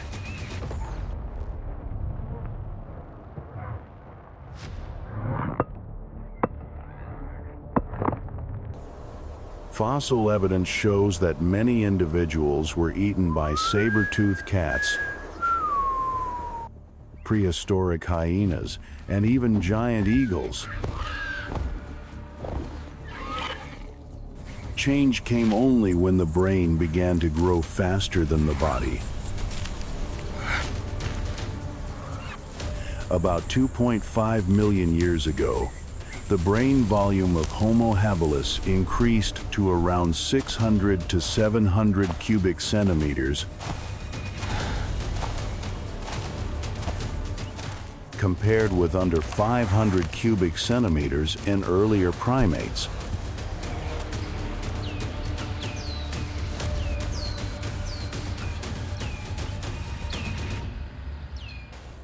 A larger brain allowed short-term planning, spatial memory, and, most importantly, the ability to learn from failure. Stone tools did not appear to establish dominance, but to compensate for biological weakness. The crude Oldowan flakes did not turn humans into apex predators.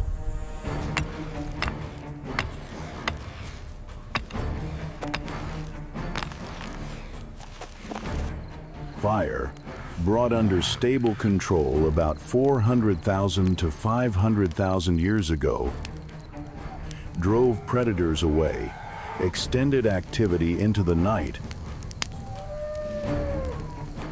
and transformed hard-to-digest food into easily absorbed energy.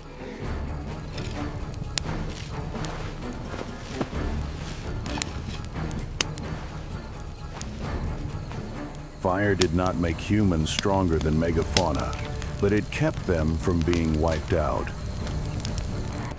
What matters is this: Humans did not evolve alone. Many parallel human branches existed, and most of them failed. Homo neanderthalensis, powerfully built and well adapted to cold climates, survived for hundreds of thousands of years in Europe. Denisovans left genetic traces, but vanished without clear cultural remains.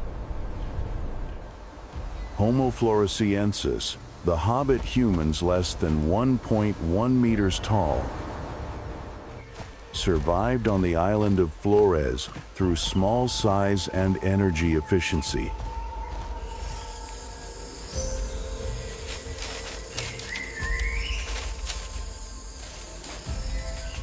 Evolution tested many options. Modern humans, Homo sapiens, are not superior in strength, speed, or size.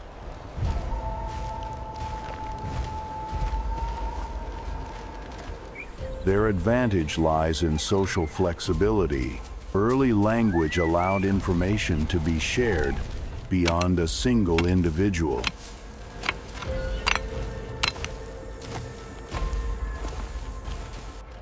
And even though the dinosaurs are gone, and even though humans have appeared, Earth has never become a safe place. This planet remains a machine of constant change, always ready to rewrite the rules of survival.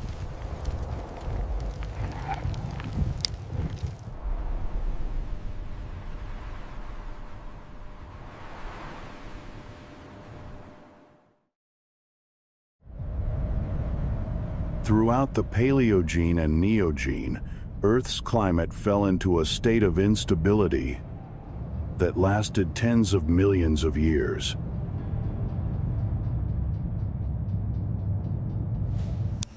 After the extinction shock at the end of the Cretaceous, global temperatures did not stabilize. They swung wildly from extreme greenhouse phases to deep cooling events.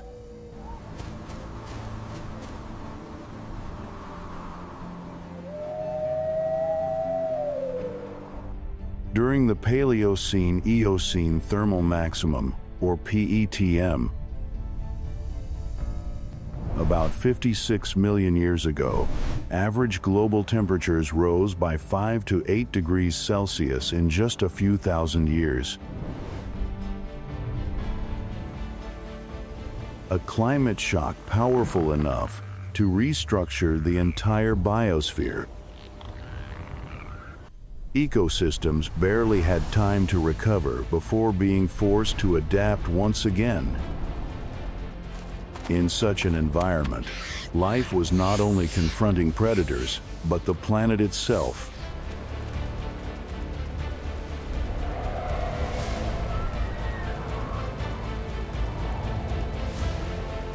High temperatures caused rainforests to spread, but they came with crushing humidity, dense parasites, and thriving disease, causing microorganisms.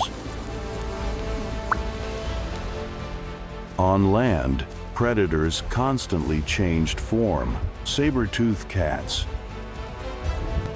giant hyenas, and the short-faced bear, Arctodus simus, which could stand up to 1.8 meters at the shoulder on all fours, became the nightmare of every smaller creature.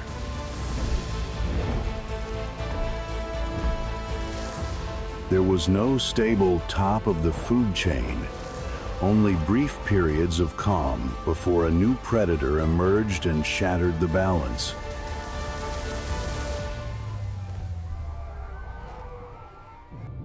Tectonic activity continued to rearrange the continents, raising mountains, forming plateaus, and opening new climate corridors.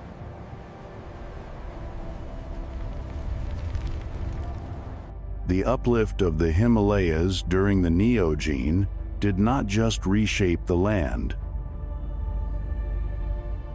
It altered atmospheric circulation, helped trigger monsoon systems, and pushed the planet toward global cooling. This set the stage for the Pleistocene Ice Age, which began about 2.6 million years ago, with repeating glacial and interglacial cycles every 41,000 to 100,000 years.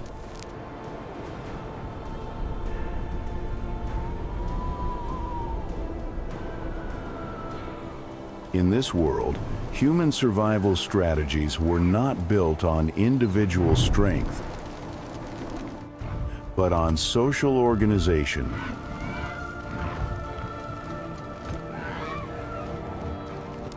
Tribes formed not out of idealism, but because living alone meant dying faster.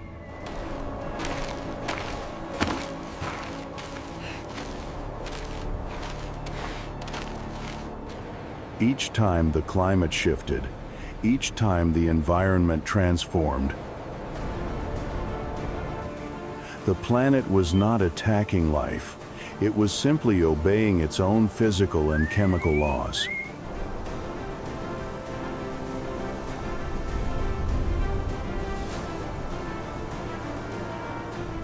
Life either adapted or it disappeared.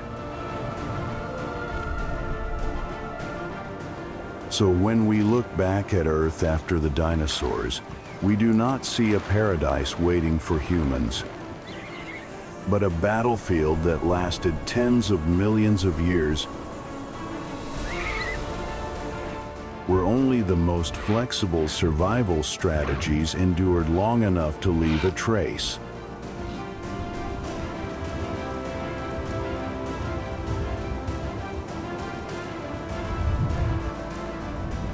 Humans are a product of that world, not absolute winners, but relentless survivors.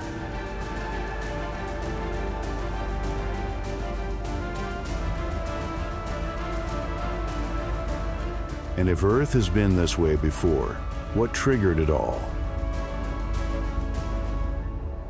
To answer that, we must turn back time to the moment when this planet was truly reset.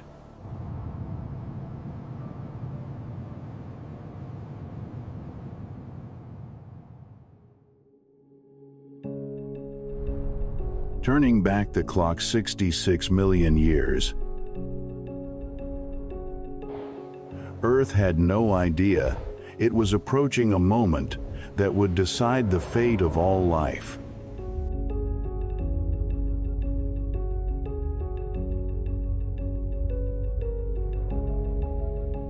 There were no warnings in the climate, no long chains of earthquakes, no biological alarms.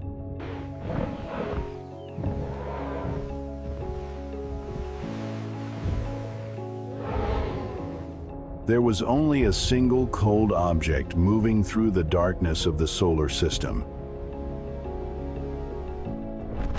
And when it struck Earth, every old rule of biology was instantly erased.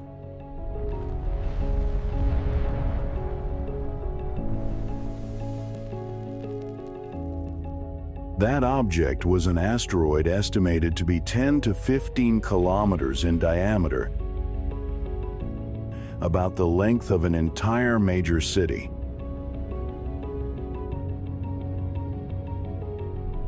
It slammed into Earth at roughly 64,000 kilometers per hour, nearly 20 times faster than a rifle bullet. The energy released by the Chicxulub impact has been estimated as equivalent to more than 10 billion Hiroshima atomic bombs exploding at once. But even that number is only a metaphor. In reality, this was an event beyond any human scale.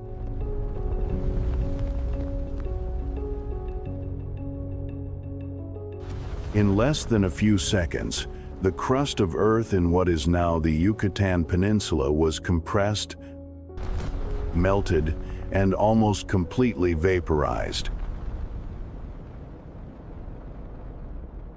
The Chicxulub crater, about 180 kilometers wide and nearly 20 kilometers deep, is not just a geological scar, it is a boundary between two biological worlds.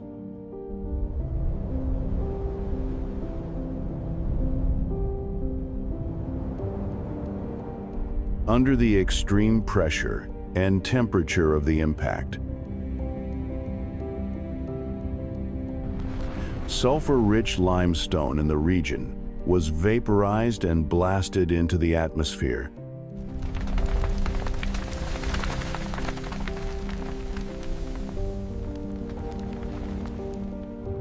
This would become one of the most important factors driving Earth into the dark age that followed.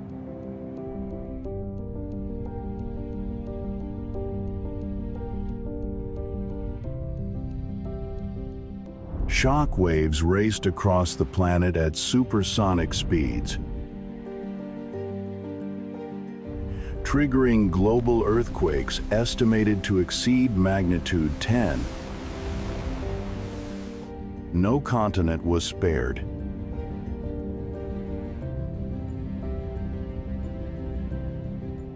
Volcanoes in many regions were jolted into greater activity,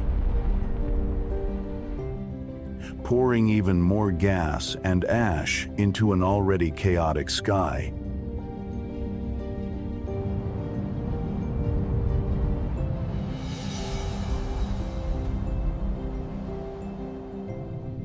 The impact itself ended in minutes, but its consequences were only beginning.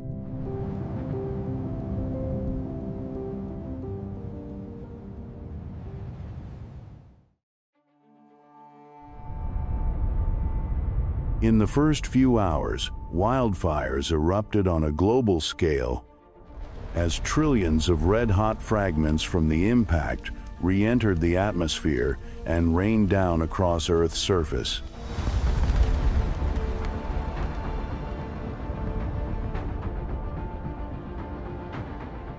The heat was intense enough to ignite biomass across most continents.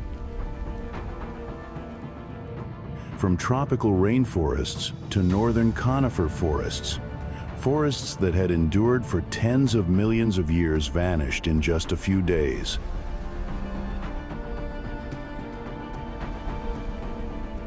At the same time, tsunamis more than 100 meters high swept across the oceans, their impact energy powerful enough to generate waves that traveled around the globe,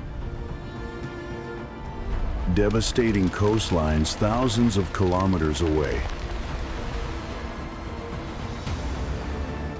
The impact blasted about 15 trillion tons of dust and sulfur compounds into the atmosphere, mostly from the sulfate-rich rock layers of the Yucatan region. These particles did not fall back immediately. They remained suspended in the stratosphere, forming a dense veil that wrapped around the entire planet. Sunlight, the fundamental energy source for most life, was almost completely blocked.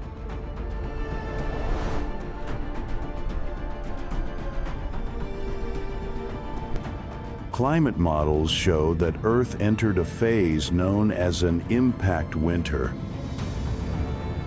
lasting from 10 to 15 years.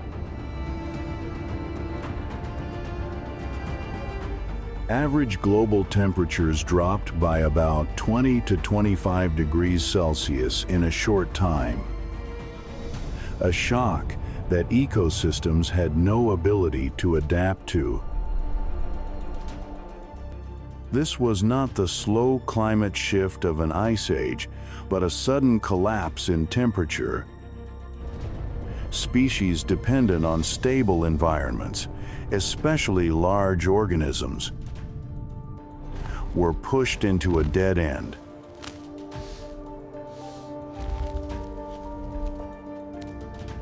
In this context, Earth became a gray, cold, and silent world. The familiar sounds of life, buzzing insects, bird calls, the movement of ecosystems, disappeared across vast regions. Not because every organism was dead, but because the density of life fell below the planet's threshold of perception.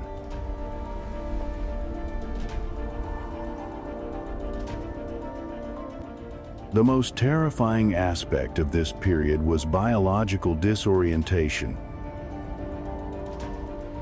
Millions of years of evolution had optimized organisms for a world with light, stable cycles, and continuous energy.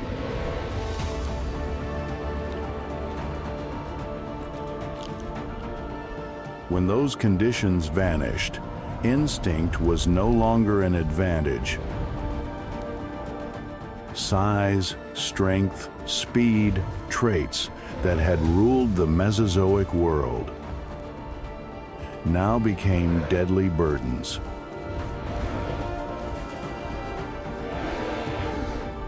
Earth was no longer familiar to its own life. And in that world, about 75% of all species disappeared. As the planet's life support system collapsed.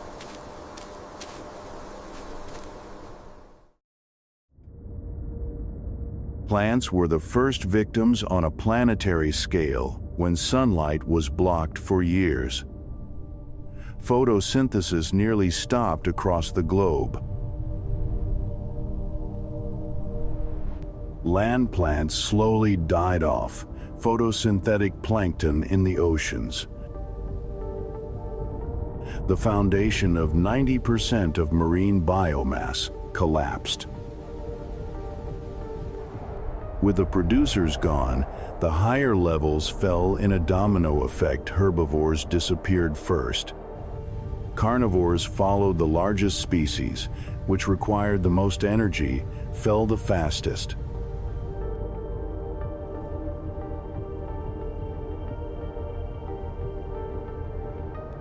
Along with the darkness came acid rain. Sulfur dioxide in the atmosphere reacted with water vapor to form sulfuric acid, falling to the surface as corrosive rain. The oceans rapidly became acidic, making it impossible for calcium-shelled organisms such as ammonites, corals, and many kinds of plankton to survive.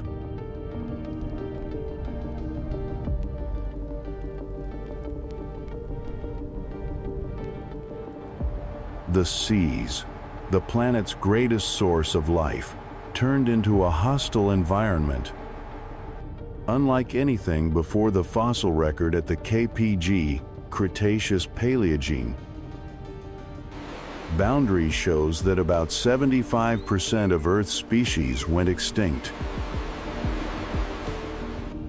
This number is not a subjective guess. It is supported by multidisciplinary evidence. Stratigraphy, geochemistry, paleontology, and climate modeling.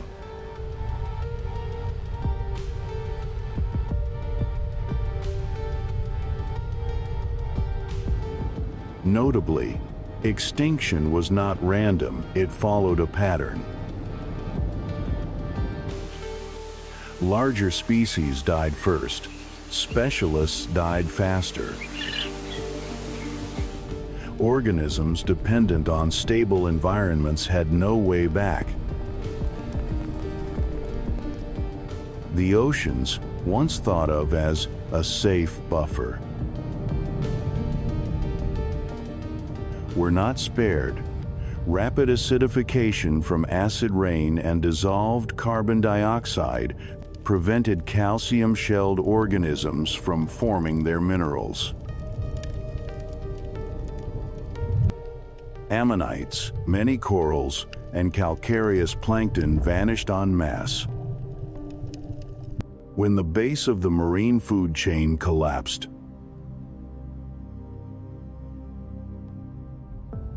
The large fish and marine reptiles that once dominated quietly disappeared from the geological record.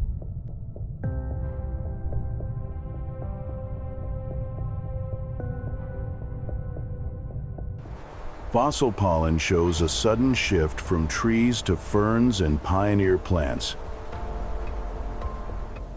Species that can sprout quickly under harsh conditions. This was not recovery. It was the signature of ruins. An ecosystem reverting to a primitive state. What makes this period truly frightening is not just how many species died, but how fast it happened.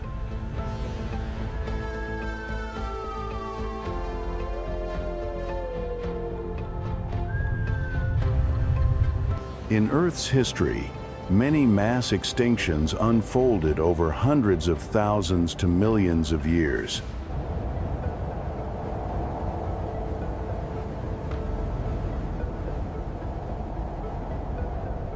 This time, most of the collapse occurred within tens of thousands of years.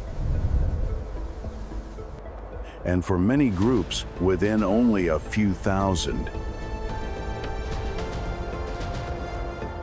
Evolution, which needs time, could not keep up. Not all organisms require strong sunlight, long food chains, or stable environments. Some species live on leftovers, feed on carrion and debris, or can hibernate, slow their metabolism, and endure long periods of starvation.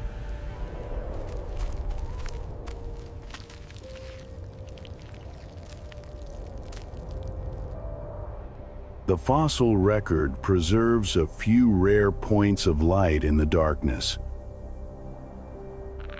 Small mammals, birds, crocodiles, turtles, amphibians, and many groups of insects.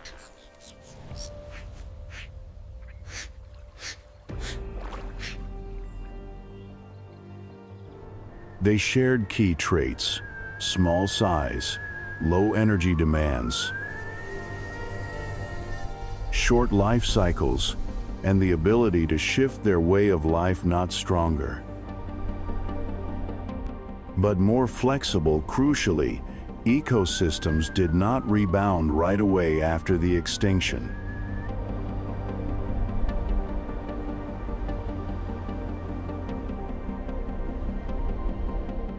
It took millions of years for biodiversity to return to pre-impact levels. This reveals a cold truth: life does not bounce back like a switch.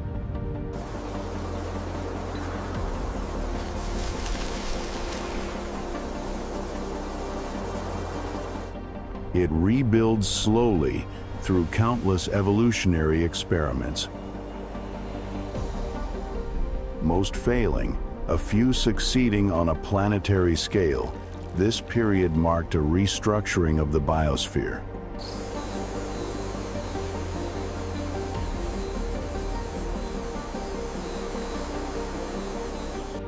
Empty ecological roles. Large herbivores, apex predators, remained unfilled. The world entered a relatively quiet age, where life survived, but did not yet dominate. And in that silence, new evolutionary lineages began to quietly take hold.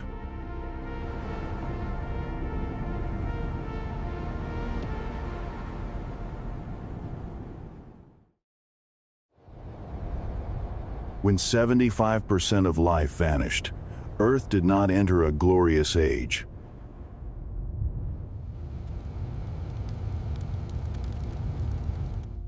A planet still orbiting the sun, still holding oceans and continents, but with ecological roles left empty, food webs cut apart, and evolution forced to begin again from what remained. In those ashes, it was not the strongest that rose first, but the most unremarkable.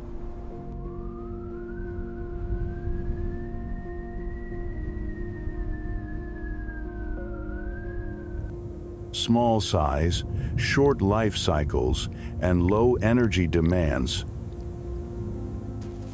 traits once seen as weaknesses, became absolute advantages in a world short on light and resources.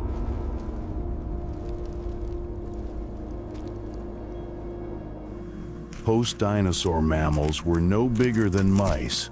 They lived in burrows, ate whatever they could, were active at night, and could regulate their body temperature.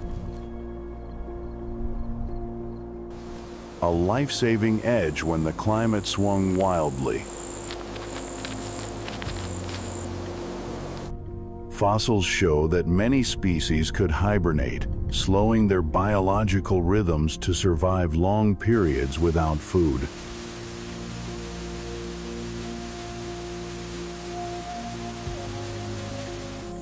As the giants went extinct, ecological gaps opened, and mammals began to fill them, step by slow but irreversible step.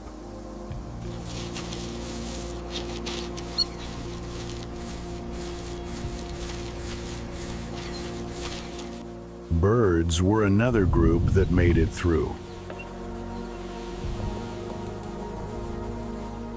But not all of them, only species that were small, agile in flight, and flexible in diet survived the early phase. Flight was more than a way to find food. It was an escape strategy from collapsing local environments.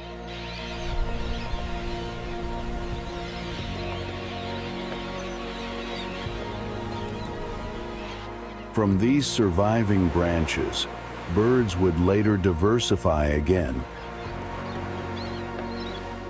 reclaiming the skies once ruled by flying dinosaurs. Crocodiles and turtles, often called living fossils, endured thanks to their slow metabolisms and ability to withstand long periods without eating.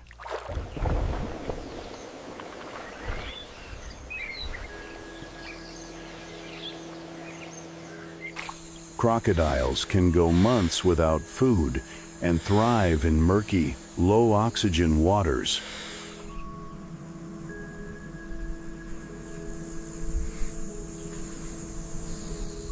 Ironically, what looks like evolutionary outdatedness, little change over tens of millions of years, helped them survive a world in turmoil.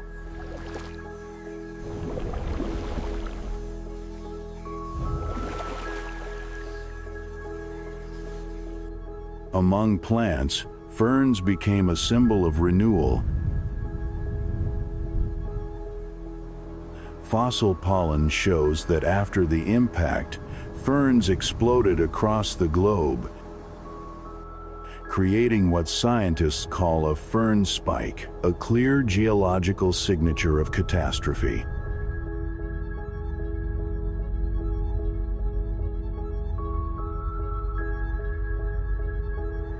Ferns do not need flowers, do not rely on insect pollinators, and can spread by spores under harsh conditions. They do not build long-lasting forests, but they prepare the ground for more complex ecosystems to return.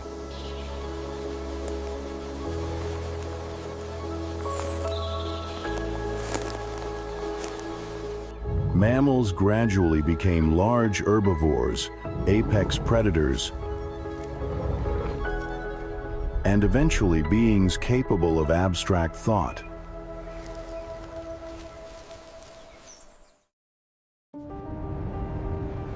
The end of the Cretaceous did not open the door to an instant paradise. It marked the beginning of a deeply wounded planet.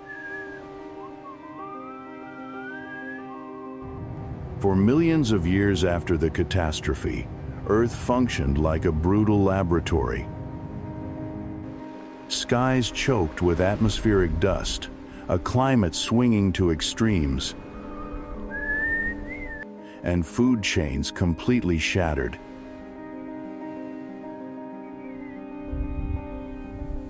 It was at this razor-thin boundary between survival and extinction that the laws of evolution carried out a ruthless filtering.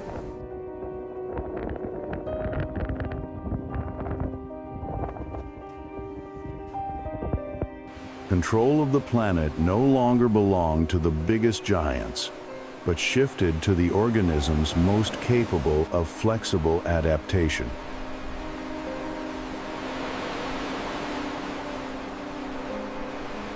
The new world that replaced the age of dinosaurs emerged in the cold, quiet spaces of empty ecological niches.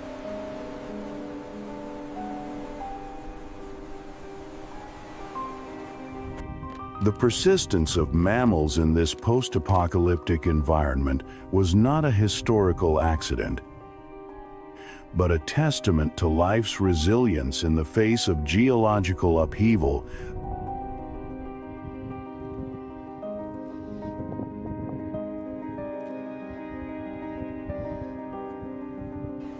And so, the extinction of the dinosaurs was not merely an ending. It was the starting point of a new biological order, a harsh but necessary chapter that ultimately cleared the path for the rise of humanity itself.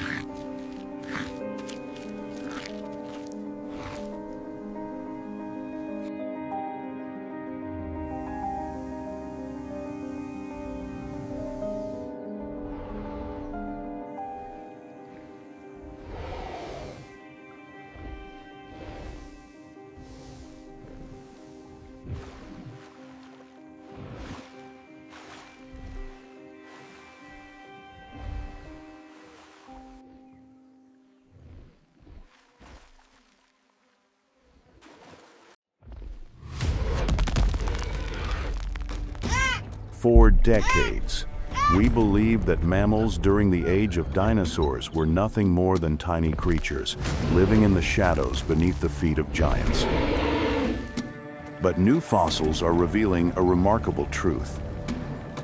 While dinosaurs ruled the planet, these mammals had already learned to dig burrows, swim through ancient forests, and even hunt young dinosaurs. This was not merely survival. It was preparation for the day when the world would belong to them.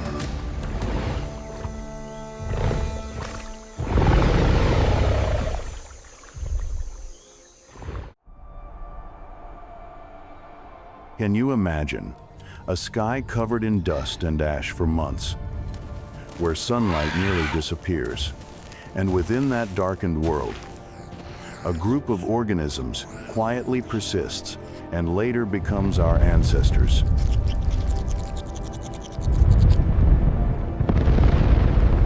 Let us begin with a name, Didelphodon.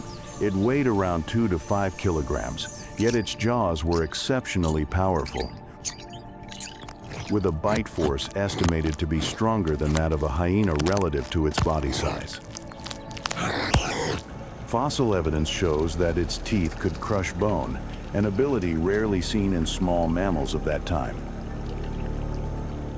In a world where roughly 75% of species went extinct after the Chicxulub impact, survival was no longer about strength or size.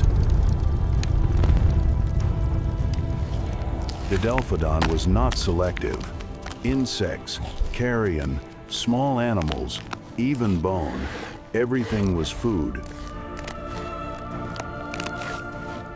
As plant life collapsed, triggering the breakdown of entire food chains, omnivores like it had a far greater chance of survival.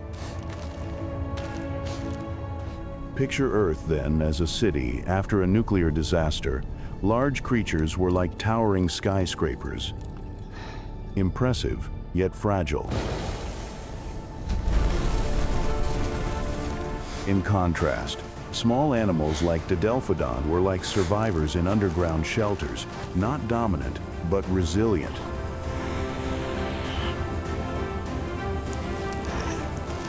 Many studies suggest that mammals of this period tended to live in burrows or beneath the soil. There, temperatures were more stable, and they were less exposed to extreme climate fluctuations. These small mammals had short gestation periods and reproduced quickly. While some dinosaurs took years to mature, creatures like Dipelophodon could produce new generations within just a few months.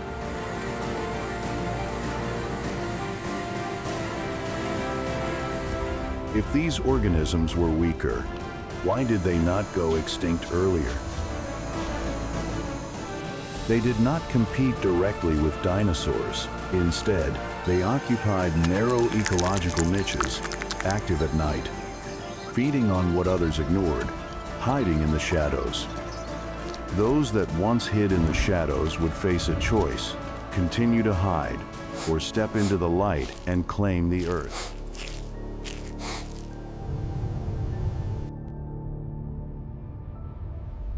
About 100,000 to 1 million years after the Chicxulub impact, the skies begin to clear, dust and sulfate aerosols in the atmosphere gradually decline, allowing sunlight to penetrate the dense cloud layers. Global temperatures, which had dropped by 10 to 15 degrees Celsius, slowly stabilize, and plant life begins to recover.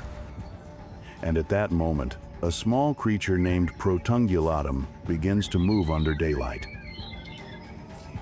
Protungulatum weighed only a few hundred grams to about 1 kilogram, much smaller than a modern dog.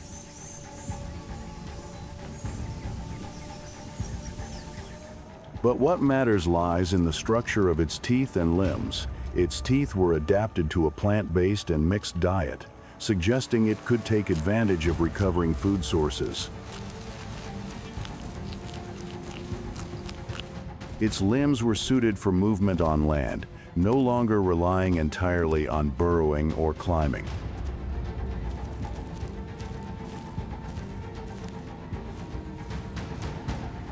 While many reptiles still depended on environmental heat to function, mammals could effectively carry their own internal energy source. Moreover, their brains, though still small, were enough to make a difference. The ability to learn, remember food locations, and recognize environments allowed them to adapt more quickly than species relying solely on fixed instinct. Mammals started to diversify. Some adapted to herbivory, others became predators, some climbed trees, and each path opened a new evolutionary branch. Large, highly specialized organisms, or small, flexible ones ready to adapt. We are about to challenge a major assumption. Mammals were never as weak as we once believed.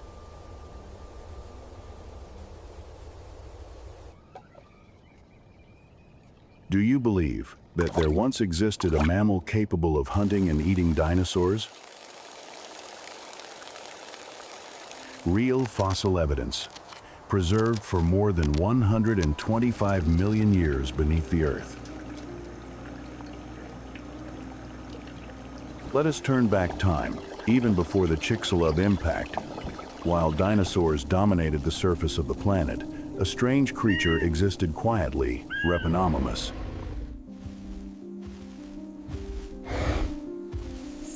Repenomamus could reach about 1 meter in length, weighing between 12 and 14 kilograms. But the most astonishing detail lies in what was discovered within a remarkable fossil. Found in China, it revealed a shocking truth. Inside the stomach of a Repenomamus specimen, scientists identified the bones of a juvenile dinosaur from the genus Psittacosaurus. These fragments were located in the abdominal region where food is digested. This strongly suggests that Repenomamus consumed dinosaur flesh. This completely overturns the assumption that mammals of that era were merely passive scavengers, surviving by feeding on leftovers. But did Repenomamus actually hunt dinosaurs, or was it simply a scavenger? The structure of its jaws and teeth indicates a powerful bite, sharp teeth, and an anatomy suited for tearing flesh.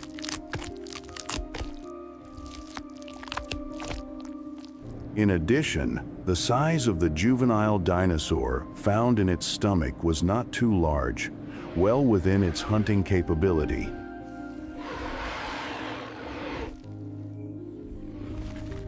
Dinosaurs dominated through size and strength. Mammals, however, evolved along a different path, flexible, intelligent, and behaviorally diverse. Some remained small to stay hidden. Others, like Repenomamus, experimented with larger sizes and predatory roles. If a small organism can survive a global catastrophe, diversify, and eventually come to dominate a planet, is it truly weak?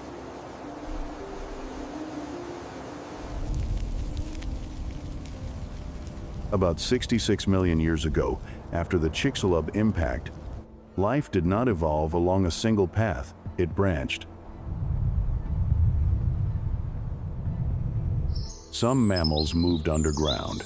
Others, like Purgatorius, began experimenting with life in the trees. Some returned to the ground and fed on plants, while others developed the ability to hunt.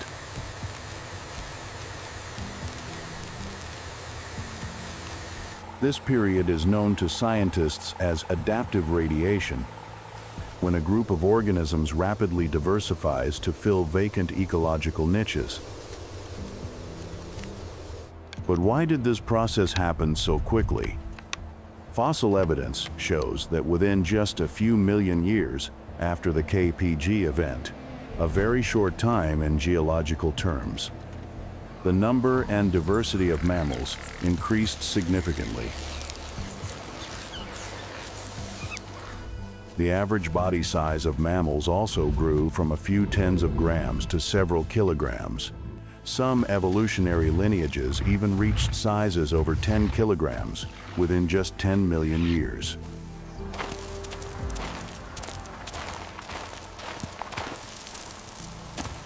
Many mammalian lineages appeared and then disappeared within just a few million years.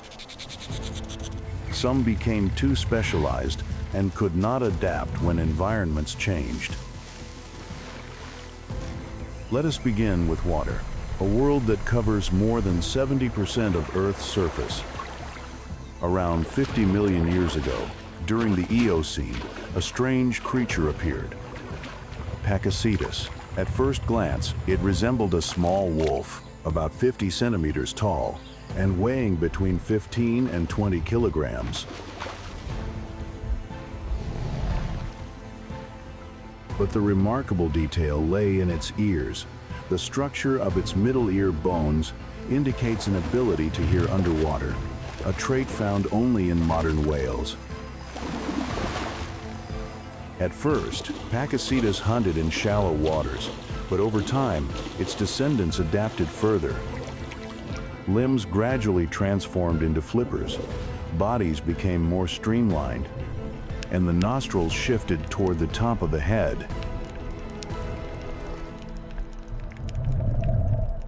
In just 10 to 15 million years, a short span in evolutionary terms, this lineage transformed from land animals into underwater hunting machines, whales. Vast plains stretch to the horizon.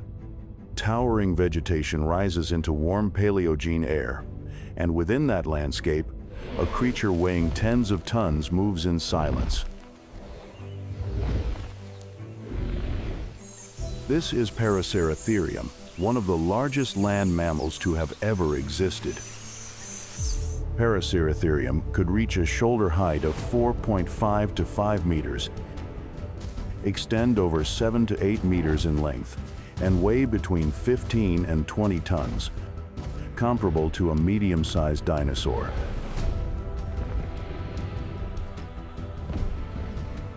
It stands as proof of one thing: mammals did not just survive catastrophe. They returned to the pinnacle of evolution in their own way. After the Chicxulub impact, it took tens of millions of years for ecosystems to fully recover. And within the next 30 to 40 million years, many mammalian lineages began increasing in size rapidly.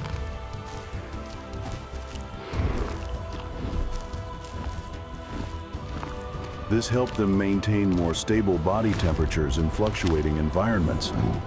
But in reality, when conditions changed, droughts, climate shifts, or declining vegetation, these giants would be the first to face danger. This is the paradox of evolution. The larger and stronger an organism becomes, the more vulnerable it is to major environmental change. And Earth's history has demonstrated this repeatedly. Giants are often the first to disappear when conditions shift suddenly. One of the most extreme challenges mammals have ever faced is rapid climate change. Let us return to about 56 million years ago. At that time, Earth had no polar ice caps. Global average temperatures were already higher than today.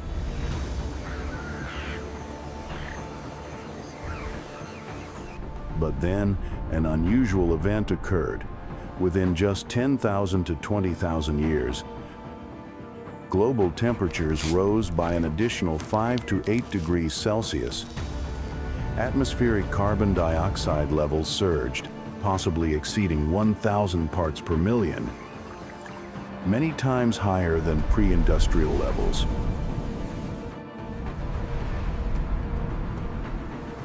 The entire planet became like a vast furnace. Tropical forests expanded into high latitudes. The oceans warmed, and in some regions, the water became depleted of oxygen. And within that context, a small creature tells an extraordinary story about how life responds. Sifripus, one of the earliest known horses. At first, it weighed about 5 to 6 kilograms. But what is remarkable is this. Throughout the PETM, its body size gradually decreased. Fossil studies show that over roughly 130,000 years, the size of Sifripus shrank by about 30%. Why did this happen? The answer lies in basic physiology.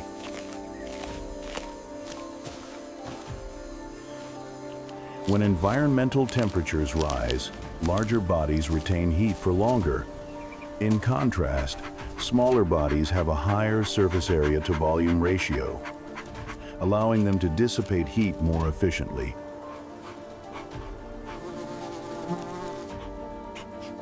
As carbon dioxide levels increase, plants may grow faster, but their nutritional value declines, especially in protein content.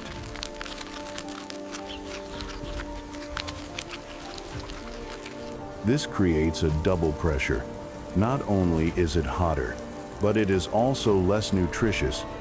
In such an environment, smaller organisms, which require less energy, hold a clear advantage.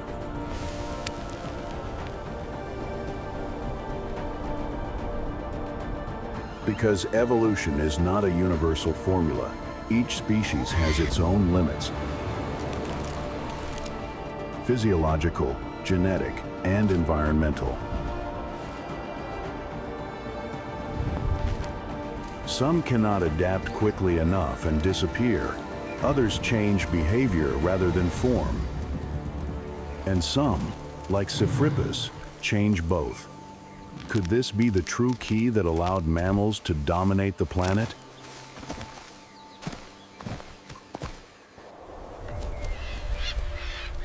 Fossil and biological evidence shows that after the Chicxulub impact, organisms capable of regulating their body temperature held a clear advantage. Endothermy does not operate alone.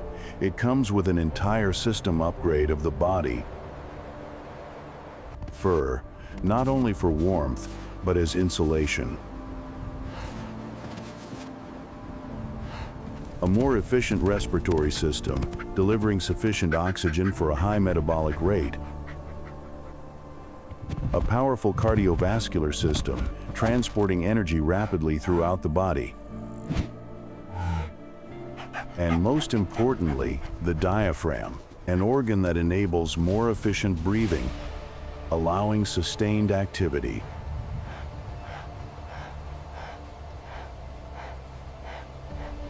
The body of a mammal is like a jet engine, always running, always ready. In contrast, the body of a reptile is more like a solar-powered engine, efficient, but dependent on external conditions.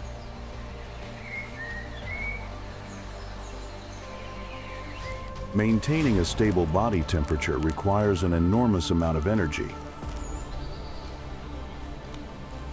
A mouse may need to consume nearly its own body weight in food each day just to sustain its activity.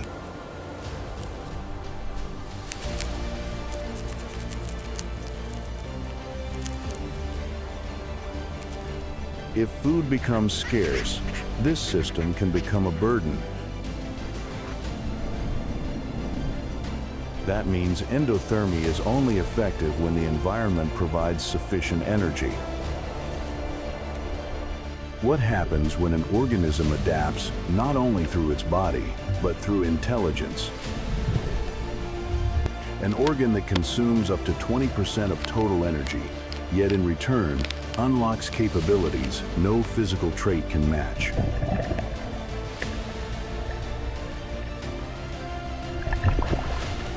Is intelligence the ultimate step in evolution, or just another experiment of nature?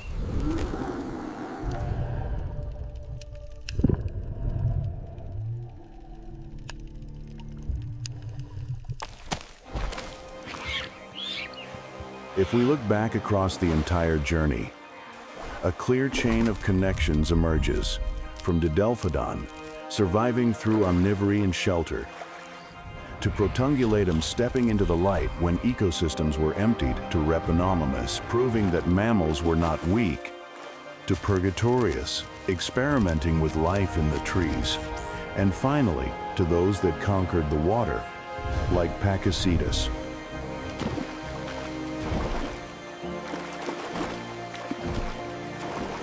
None of these were random steps. They were the result of millions of years of continuous adaptation.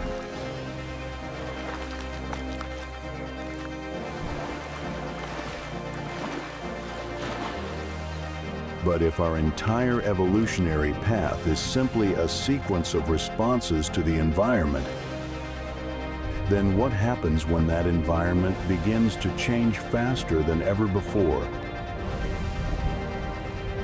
And when the next chapter of life is written, will we be the ones who continue to adapt, or become part of a history that is replaced?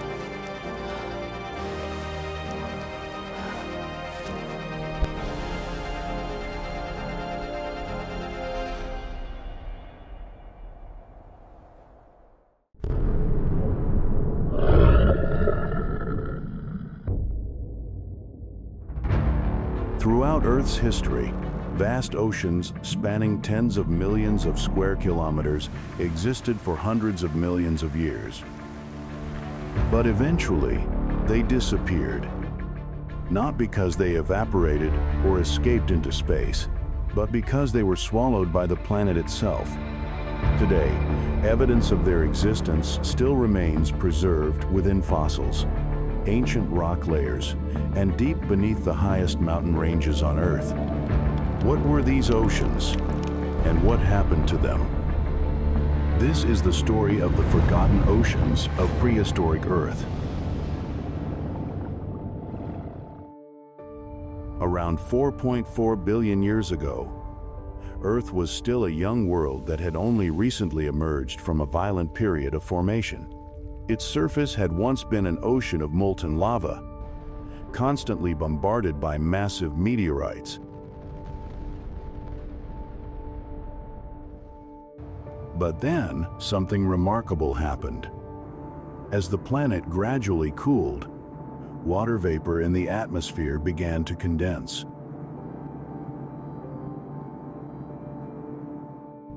The rains that followed did not last for days or months, but potentially for millions of years. Water accumulated in the first depressions of Earth's crust, forming the earliest primordial oceans in the history of the planet. Ancient zircon crystals discovered in Western Australia have provided evidence that liquid water may have existed on Earth as early as 4.4 billion years ago. It is a stunning discovery because it pushes the history of the seas back hundreds of millions of years earlier than scientists once believed. But what is even more remarkable is that most of Earth's history looked nothing like the world we live in today.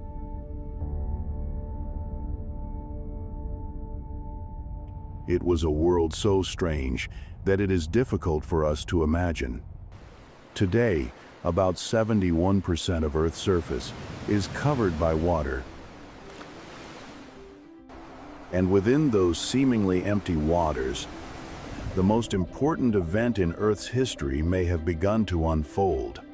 In the primordial seas, rich with dissolved minerals, simple organic molecules may have linked together to form increasingly complex structures.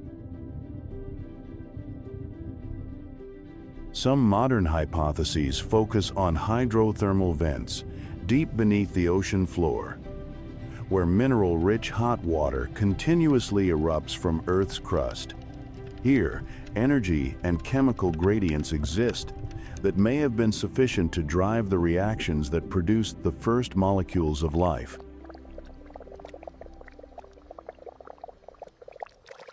The first oceans did not merely give birth to life.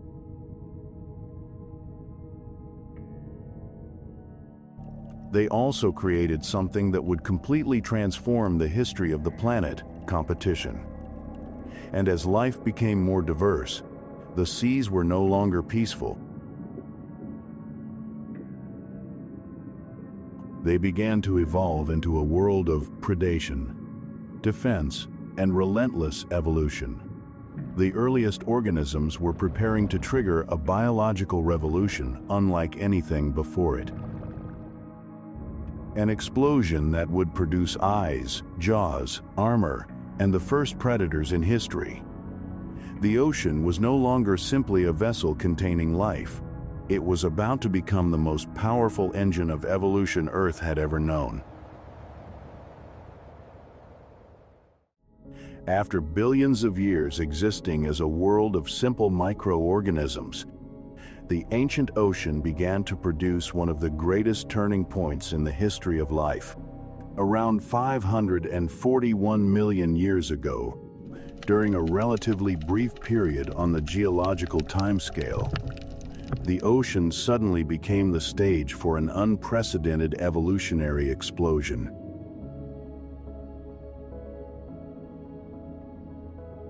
Today, this event is known as the Cambrian explosion. What happened beneath those ancient waters? For the first time in Earth's history, organisms were no longer simply existing. They began competing with one another. And once competition appeared, evolution accelerated. One of the most important inventions of the Cambrian Ocean was the eye. Before this time, most organisms sensed their environment through chemicals or simple vibrations. But when some species began developing primitive visual organs, the entire world changed. Studies of trilobites show that some species possessed compound eyes, containing thousands of tiny calcite lenses, one of the most sophisticated visual systems ever known in the fossil record. Once organisms gained the ability to see, they began pursuing one another.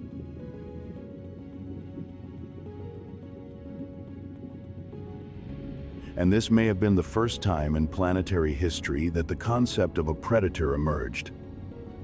One of the most famous icons of this era was Anomalocaris. Measuring about 1 meter in length, enormous by Cambrian standards, it possessed front appendages used to seize prey and a circular mouth lined with sharp, hardened plates. But when predators emerged, prey began to change as well. For the first time in evolutionary history, armor became a critical survival advantage.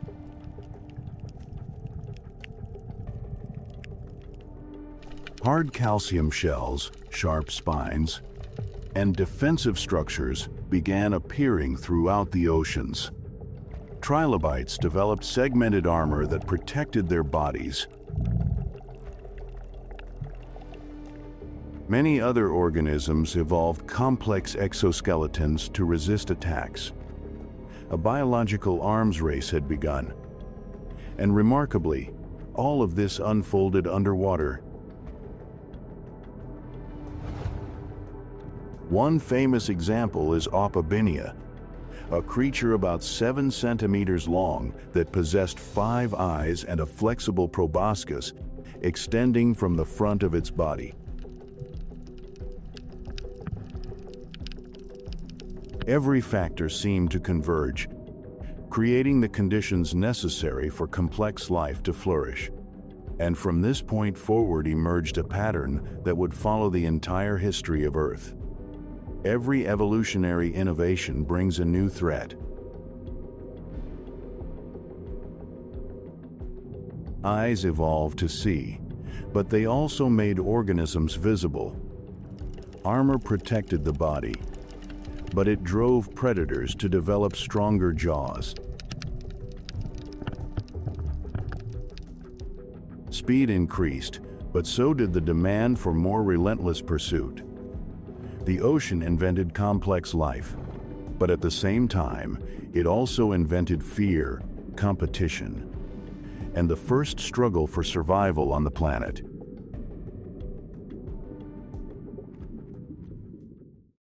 Between approximately 485 and 359 million years ago, spanning the Ordovician through the Devonian periods, the oceans entered a phase that many paleontologists describe as Earth's first arms race.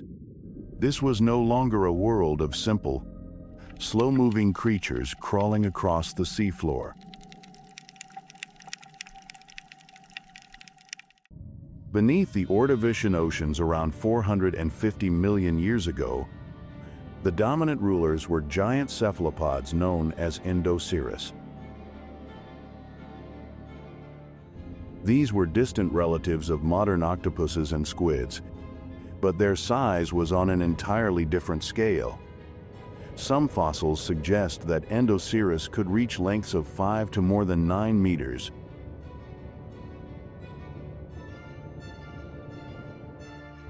Its long conical shell functioned like a biological submarine, while the tentacles at the front served as tools for seizing any creature unfortunate enough to pass by.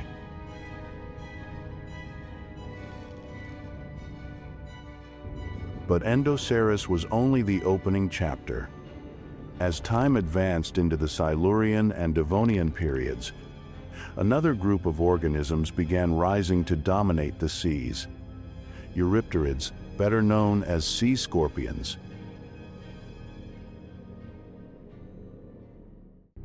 Some of the largest species, such as Jaekelopterus, could reach lengths of about 2.5 meters. Although they were not true scorpions, they were gigantic arthropods equipped with long pincers lined with sharp spines.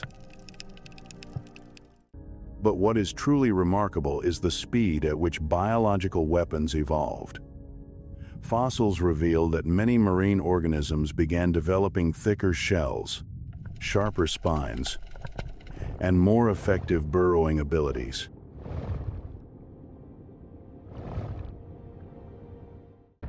Then, around 380 million years ago, one of the most terrifying superpredators in history appeared, Dunkleosteus.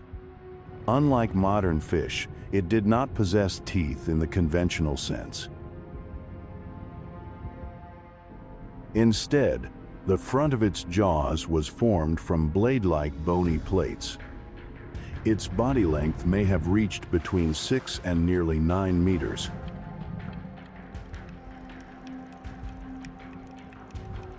Why did all of these monsters emerge during nearly the same period? As oxygen levels in the oceans increased, as food became more abundant, and as ecosystems grew more complex, the energy available to life increased as well. This allowed organisms to develop larger bodies, more sophisticated nervous systems, and more effective hunting strategies.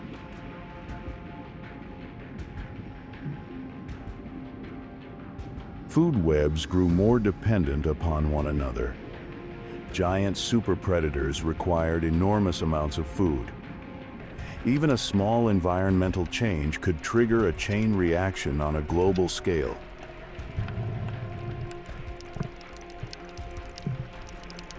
At the very moment the oceans reached the height of their power, they also began moving closer to an unprecedented crisis. Ocean currents were changing. Continents were shifting, and on the horizon of planetary history, a silent catastrophe was beginning to take shape. The ocean had once been the most dangerous battlefield on Earth. But for the first time in hundreds of millions of years, the seas were beginning to suffocate.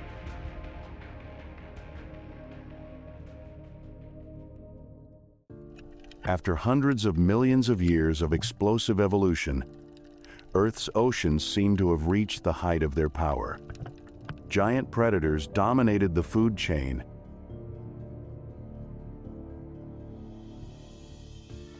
Marine ecosystems stretched from shallow coastal waters to the dark abyssal depths offshore. Life existed in nearly every corner of the ocean. Toward the end of the Devonian period, and into the Carboniferous and Permian periods, Earth's continents began colliding with one another. Over tens of millions of years, enormous tectonic plates continuously shifted, eventually forming the supercontinent Pangaea.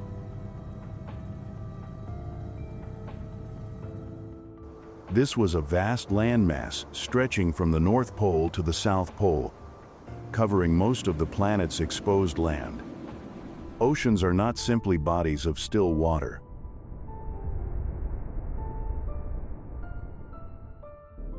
They operate through immense ocean currents that transport heat, oxygen, and nutrients across the planet.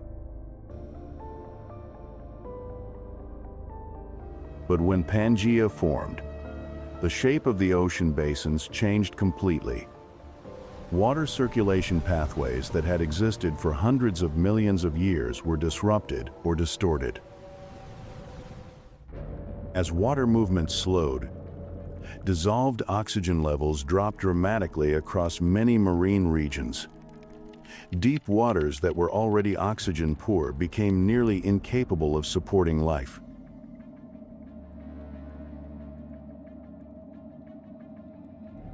Scientists refer to this phenomenon as anoxia, a large-scale depletion of oxygen. The Gulf of Mexico contains a seasonal dead zone, spanning thousands of square kilometers, where oxygen concentrations become so low that many fish and marine animals must flee or suffocate. But during the late Paleozoic, such dead zones did not appear in just one region. They expanded across the globe. Beneath the surface, these changes unfolded almost silently. By this time, marine ecosystems had become extraordinarily complex after hundreds of millions of years of evolution. Apex predators depended on stable food supplies. Filter-feeding organisms depended on microbial plankton communities. The entire web of life was interconnected like a vast machine.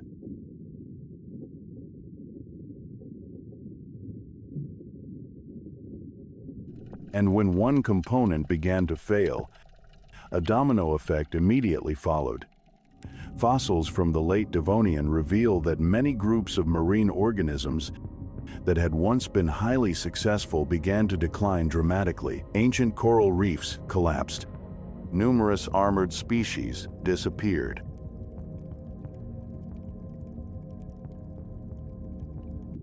Ecosystems that had remained stable for tens of millions of years began losing their balance. As the supercontinent Pangaea formed, much of the continental interior lay far from the oceans. Paleoclimate models suggest that many regions may have experienced longer and more severe heat waves than before. This further reduced the ocean's ability to retain dissolved oxygen, because the warmer the water becomes, the less oxygen it can hold.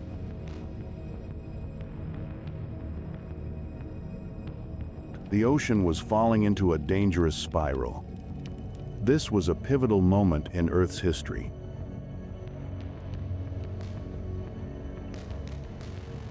For the first time, the ocean, the environment that had created life, nurtured life, and driven every major biological revolution, was beginning to become hostile to the very organisms living within it. Around 252 million years ago, Earth entered the darkest chapter in the entire history of life.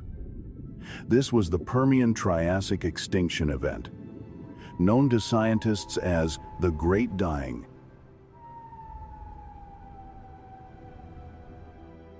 Within a relatively short span of geological time, between 90 and 96% of all marine species vanished from the planet. Nearly the entire aquatic world of Earth collapsed simultaneously. In what is now Siberia, one of the largest volcanic eruptions ever known began to unfold. We call it the Siberian Traps.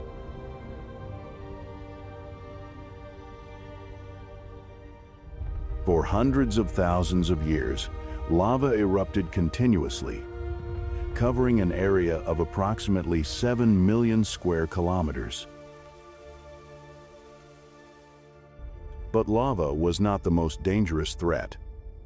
Each eruption released enormous quantities of carbon dioxide, methane, and other greenhouse gases into the atmosphere.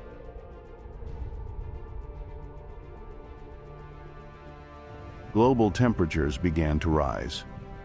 Oxygen isotope studies suggest that ocean surface temperatures may have increased by 8 to more than 10 degrees Celsius.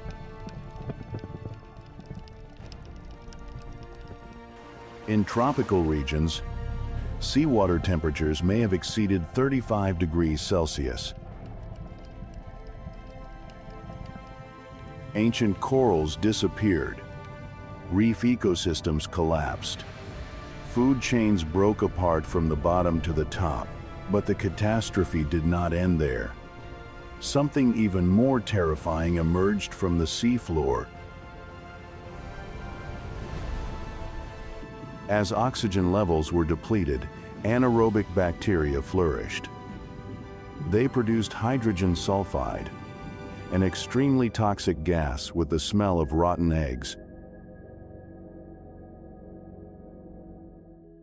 In the modern world, concentrations of only a few hundred parts per million can be lethal. But during the late Permian, many scientists believe this poisonous gas may have accumulated on a global scale.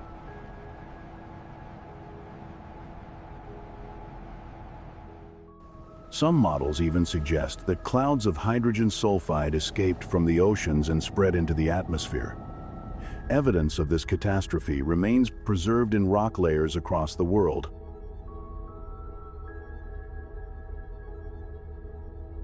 From China, Greenland, and South Africa to Australia, geologists have discovered the same signature, a thin boundary within the geological record where biodiversity collapsed almost instantly.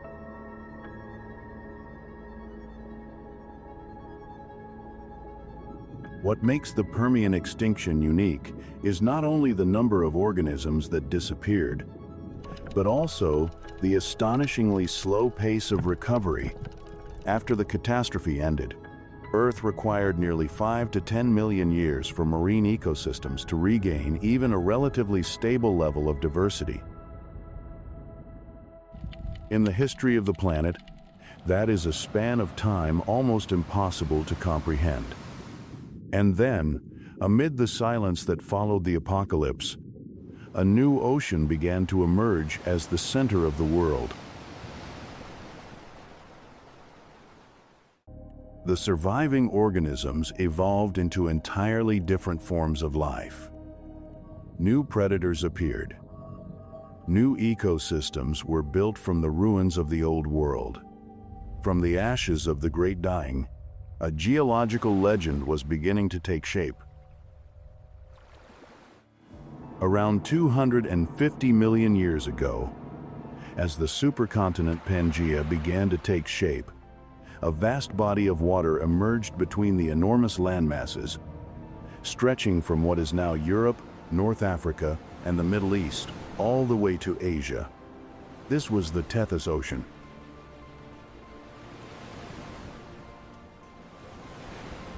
For tens of millions of years that followed, Tethys was more than just a body of water.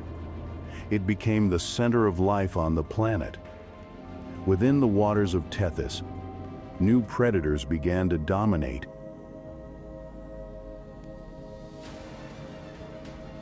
Ichthyosaurs emerged as the giant dolphins of the prehistoric world. Some species exceeded 15 meters in length and possessed streamlined, hydrodynamic bodies that allowed them to swim at remarkable speeds. Studies of their eye structure suggest that certain ichthyosaurs had eyeballs larger than a soccer ball, enabling them to hunt in dark waters hundreds of meters beneath the ocean surface. But ichthyosaurs were not the only inhabitants.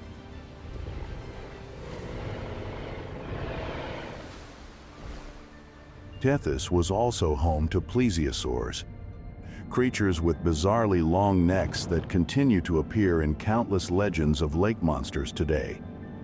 Some species possessed more than 70 neck vertebrae. Their elongated necks functioned like flexible hunting arms, allowing them to approach prey without bringing their entire bodies close. Then, tens of millions of years later, a new power emerged. Mosasaurs, giant marine lizards capable of reaching lengths of 10 to 15 meters. Their sharp, inward-pointing teeth made escape nearly impossible once prey had been bitten. Fossil evidence shows that mosasaurs hunted large fish, other marine reptiles, and sometimes even members of their own species. During the late Cretaceous, they became the true rulers of Tethys. Around 100 million years ago, the African plate and the Indian plate began moving northward. The Tethys Ocean, positioned between these enormous landmasses, gradually began to close.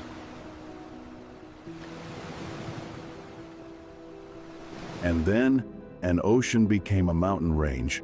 Today, when standing before the Himalayas rising more than 8,000 meters into the sky, very few people realize they are looking at the remnants of an ancient seafloor. On the slopes of the highest mountains in the world, geologists have discovered marine fossils, seashells, and limestone layers that formed underwater, even near the summit of Mount Everest, standing 8,849 meters above sea level. There are rock layers that once rested beneath the floor of the Tethys Ocean hundreds of millions of years ago.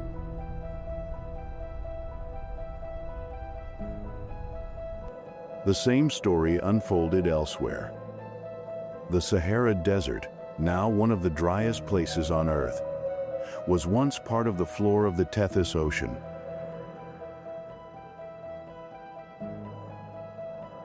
Many regions across the Middle East, Turkey, Iran, and southern Europe preserve fossils of creatures that once swam through these waters. Each layer of rock is a page from the diary of a lost world. Tethys never truly disappeared. It simply changed its form.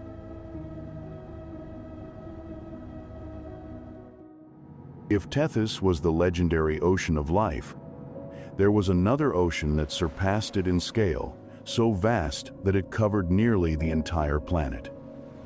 It was Panthalassa, the largest ocean ever to exist in the history of Earth. Around 300 million years ago, when all of Earth's continents merged into the supercontinent Pangaea, the rest of the planet was covered by a single immense body of water. Modern geological models suggest that Panthalassa covered more than 70% of Earth's surface at the time, with a diameter that may have exceeded 20,000 kilometers. Massive waves could travel continuously for weeks without encountering a single geographic barrier. Climatologists suggest that storms on Panthalassa may have grown larger than any storm system on modern Earth, because no continent was large enough to stop them.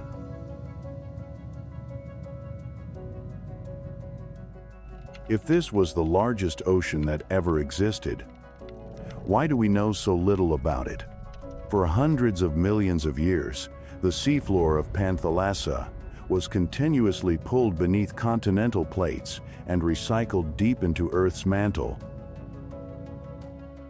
Most modern ocean floors are younger than 200 million years old, while Panthalassa existed for far longer. That means nearly the entire floor of this ancient ocean has been recycled into the interior of the planet.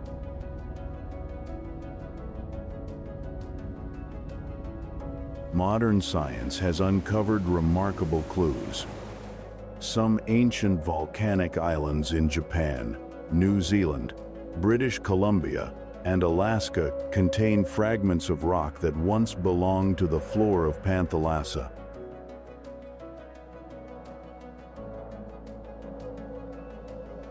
Microfossils of marine organisms discovered within these rocks reveal that the ocean was home to countless planktonic organisms, mollusks, and vast marine ecosystems.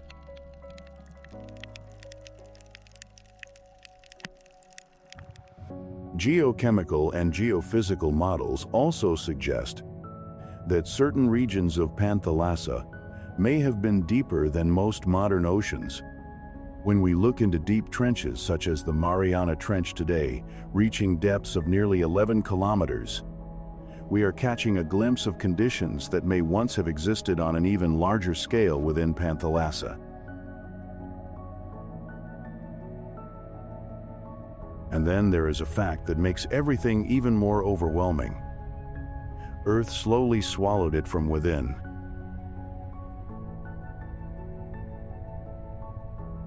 Millions of square kilometers of seafloor sank into the mantle hundreds of kilometers below the surface.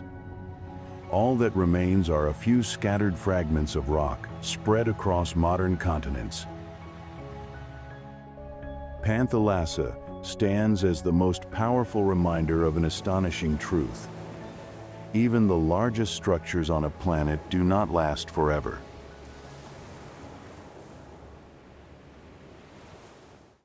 Following the story of the immense oceans that vanished from Earth's surface, the journey begins with a mineral whose name is unfamiliar to most people: ringwoodite.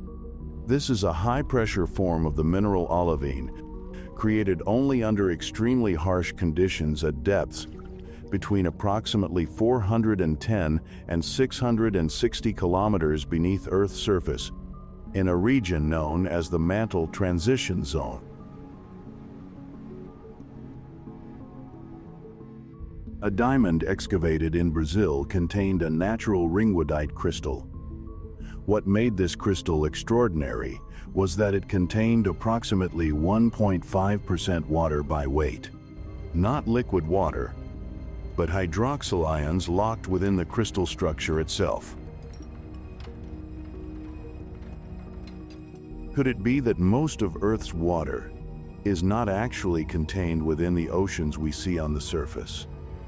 Seismologists have used thousands of sensors around the world to track seismic waves generated by earthquakes.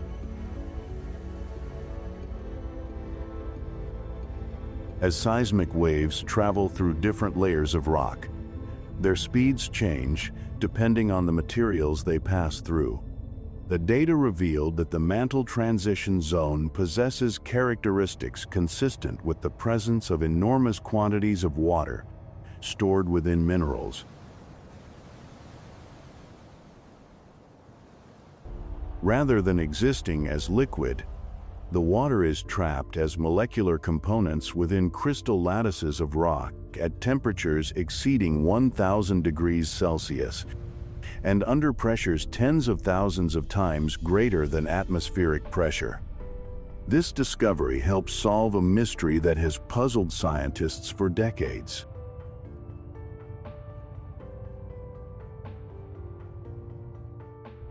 Researchers have long wondered why Earth's water supply appears to have remained relatively stable for billions of years, even though tectonic plates continuously transport water deep into the planet through subduction every year.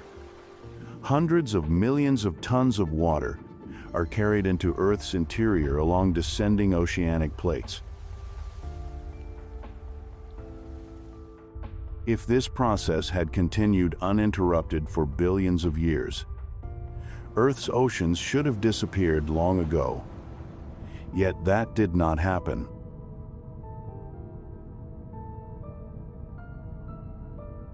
One possible explanation is that Earth possesses a vast deep water cycle in which water is continuously stored, recycled, and eventually returned to the surface through volcanic activity.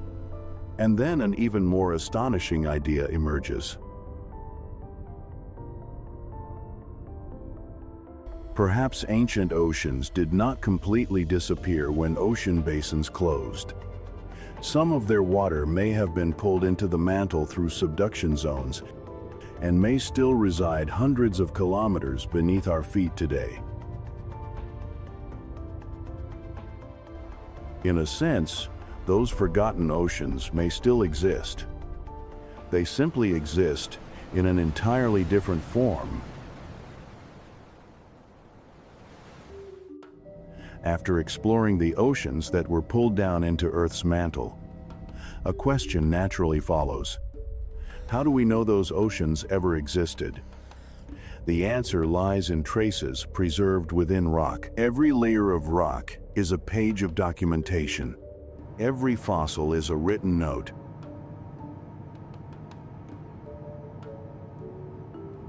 And when all of those pieces are assembled together, we can read the history of oceans that have long since disappeared. One of the most compelling pieces of evidence is found in places that seem impossible to connect with the sea. Imagine standing on the summit of Mount Everest, the highest point on the planet, rising approximately 8,849 meters above sea level. Around you are ice, snow, thin air, and towering cliffs. It appears to be the last place on Earth that could have any connection to an ocean. Yet, geologists have discovered countless fossils of ancient marine organisms within the rocks of Everest, including brachiopods, crinoids, and creatures that lived on the seafloor hundreds of millions of years ago. That evidence leads to only one astonishing conclusion. The rocks that form the summit of Everest once rested beneath the floor of the Tethys Ocean. But fossils are not the only evidence.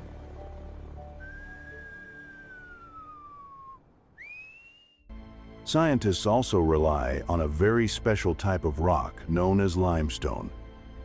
Most limestone forms from the accumulated remains of countless tiny marine organisms that settle on the seafloor over millions of years.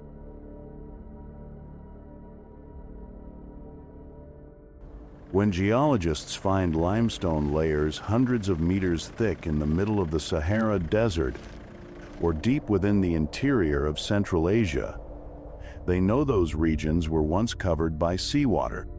Limestone serves as a surviving photograph of ancient oceans, preserving marine environments from hundreds of millions of years ago.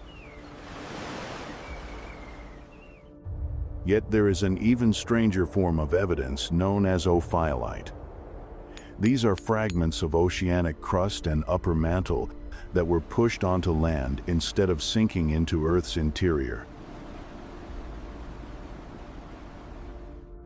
Normally, ocean floors are recycled through subduction, causing most oceanic history to disappear.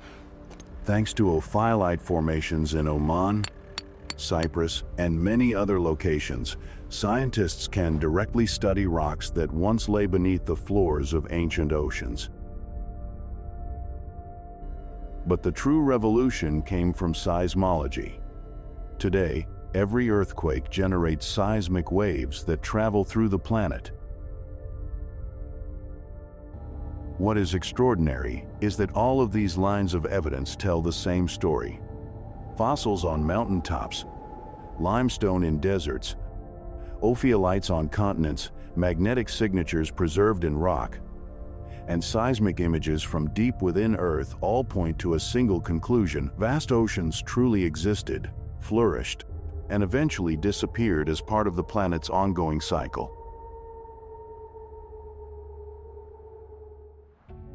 The oceans of prehistoric Earth did not truly disappear.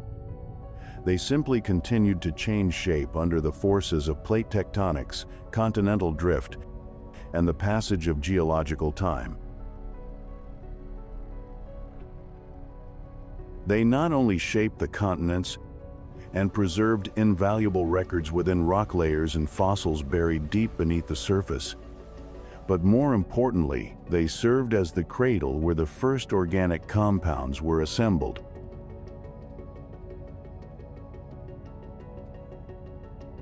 Studying these forgotten oceans helps us realize that the modern oceans are also only a temporary moment in Earth's history, while at the same time providing a scientific key to mapping the potential locations of life throughout the universe.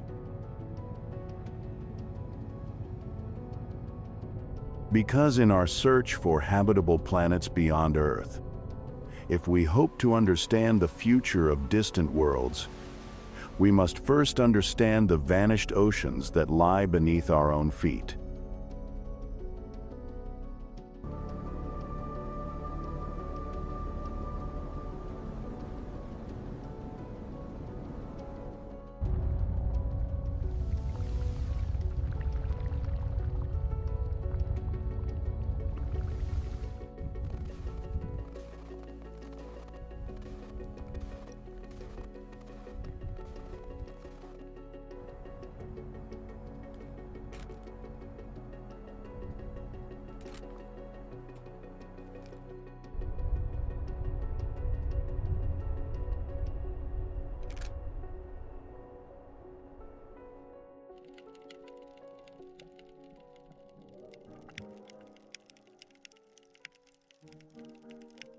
Thank you for staying with WUFO Space until the very end of this journey through the vast universe. If you found this video interesting and insightful, don't forget to like, share, and subscribe to WUFO Space so you won't miss our next cosmic adventures. Your support means the world to us and fuels our passion to keep exploring the wonders beyond.